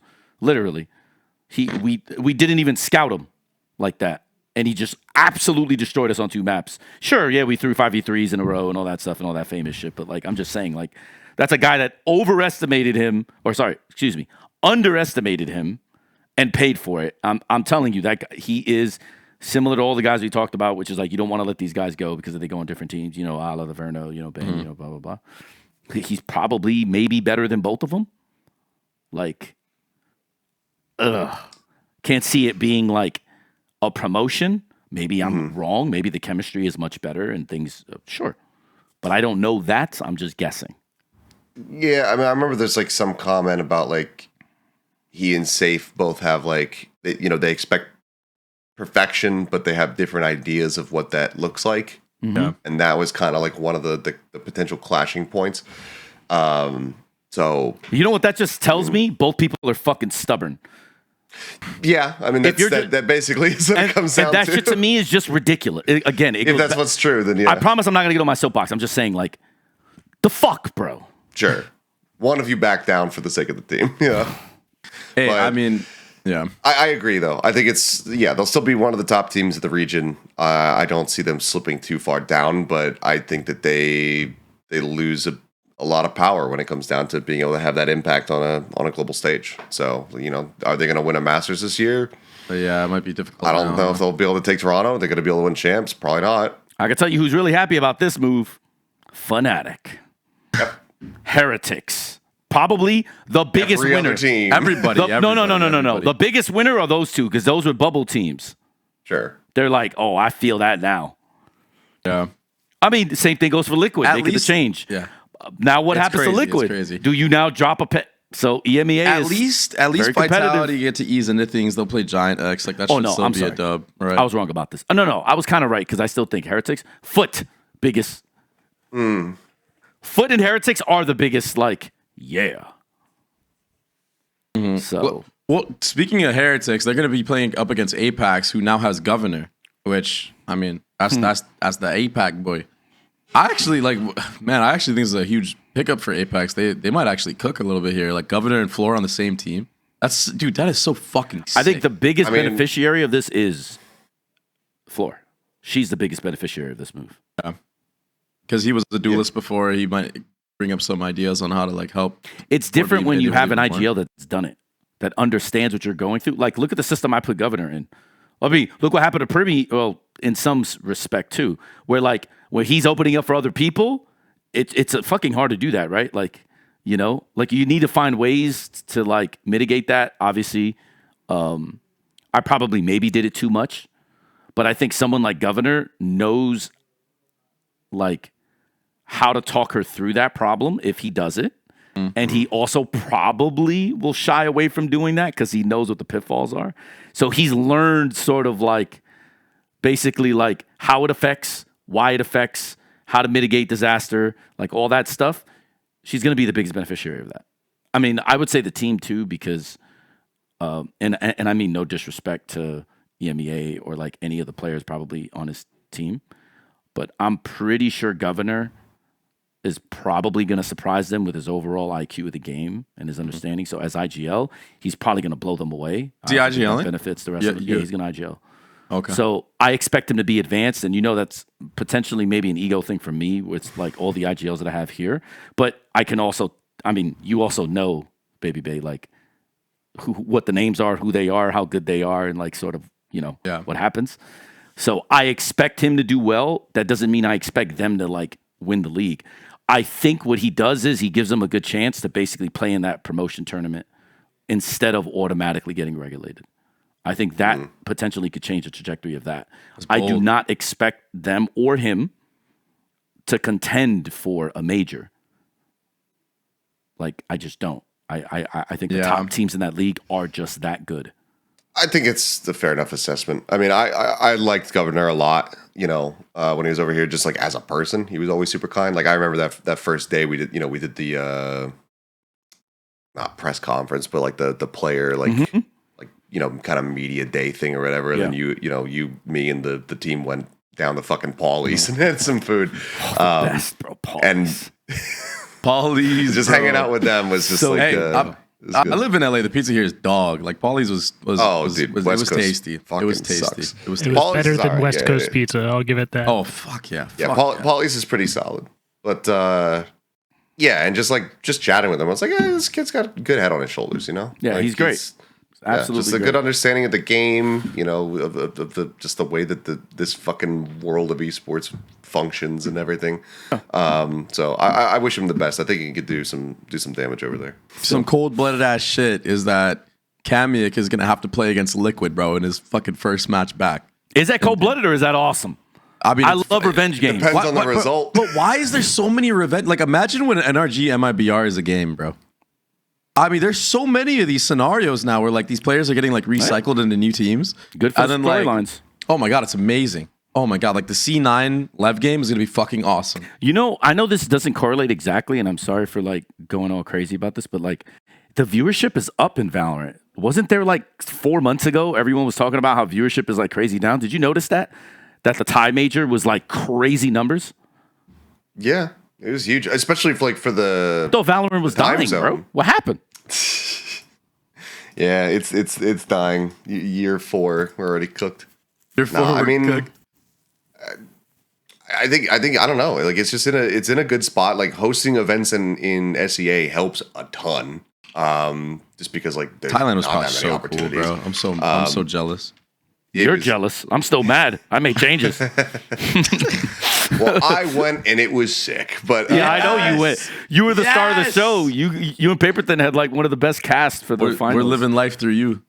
The thing is, Asia's just such a huge fault. market. Like the more Riot caters to Asia, like the stronger the game is going to be. Like they learned that in League of Legends. You know, you want to have a balance. You know, you don't want it to die in the West. Like you know, Did League. You just say Riot and balance.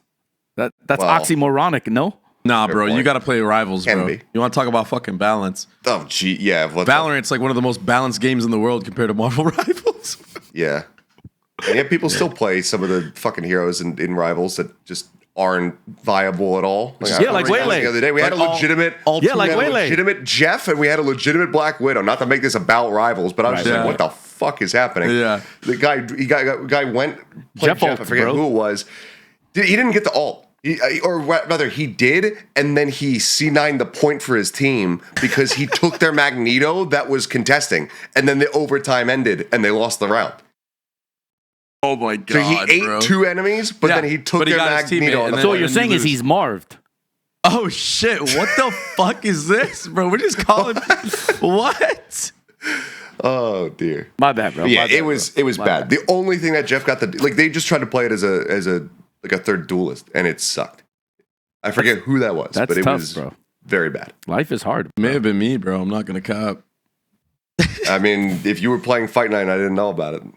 Oh, you said you trash, bro. You gonna take that shit, bro? I wouldn't take that shit, bro. Listen, I'm trash, bro. Might have slipped through the cracks there. What else is another good matchup? FNATIC NAVI might be fucking dope. I mean that might be sick.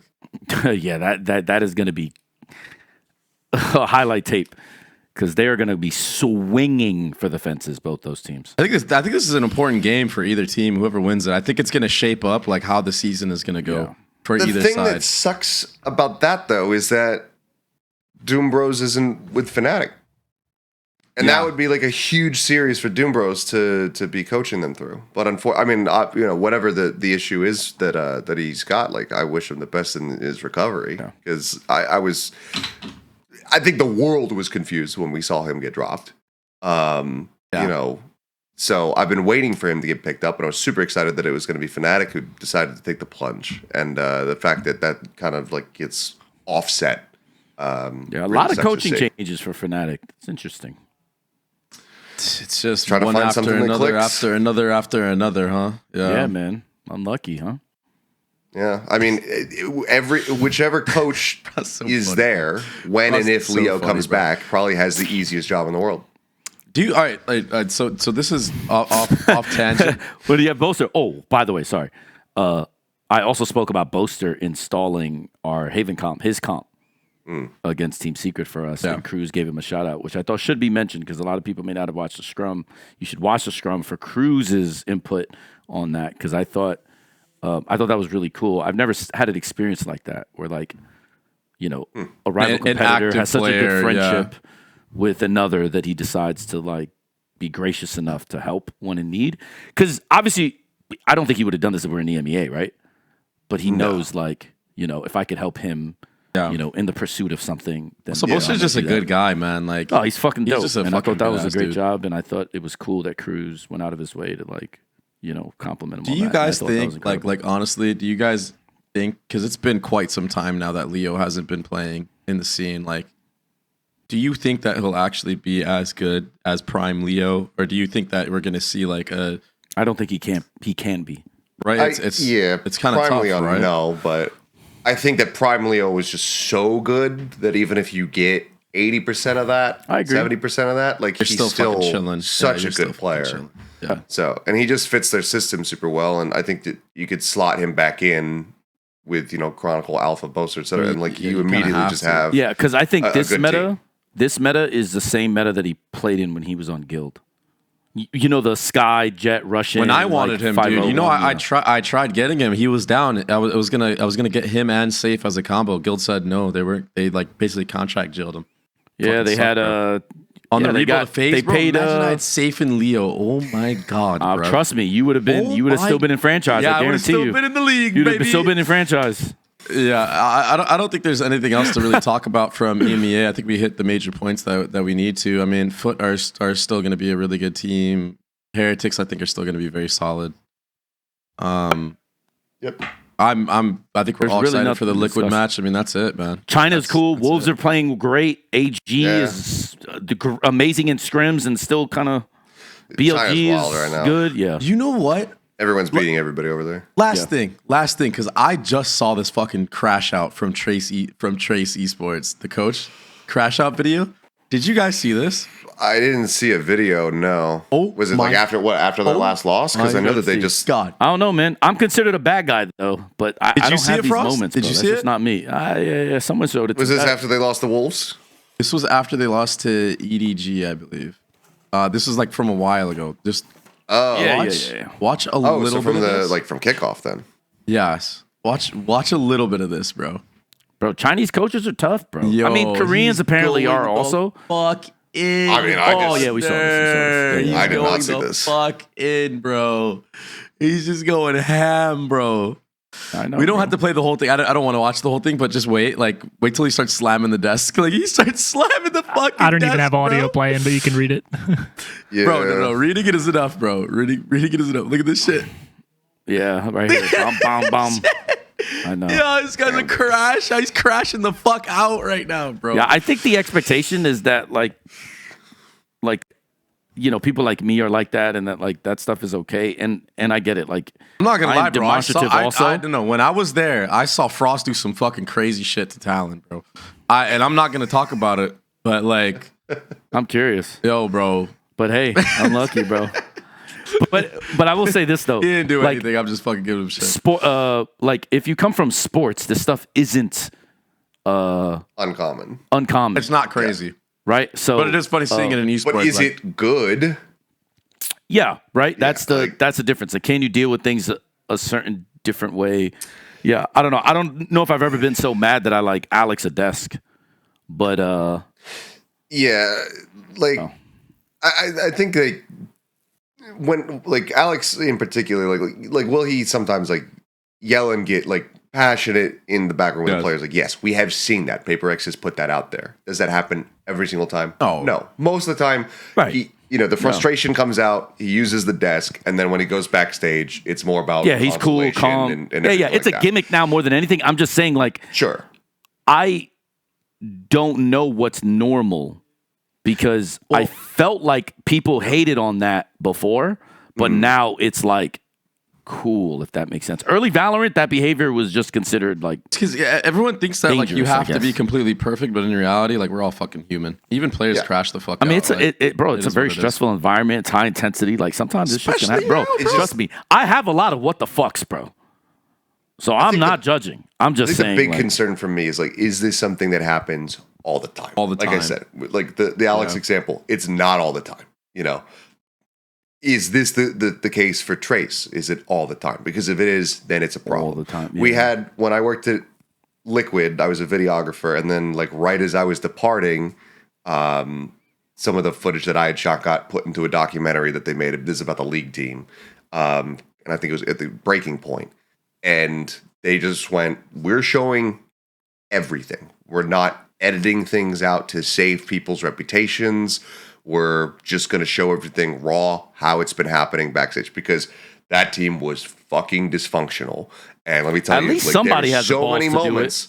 Well, but there's so many moments like that from Trace, just over and over again from that roster, because it was always like, I think Dardock was the player. There's a jungler at the time going versus like Locodogo. And there's a part where they like made a misplay. Locodogo grabs a fucking keyboard, just smashes it on the desk, watching from the background. Like there was horrendous things happening. Shit. And it's all in that documentary. And that's where the thing was like, that was happening pretty much every time Liquid was losing games, which was crazy. frequently in that era.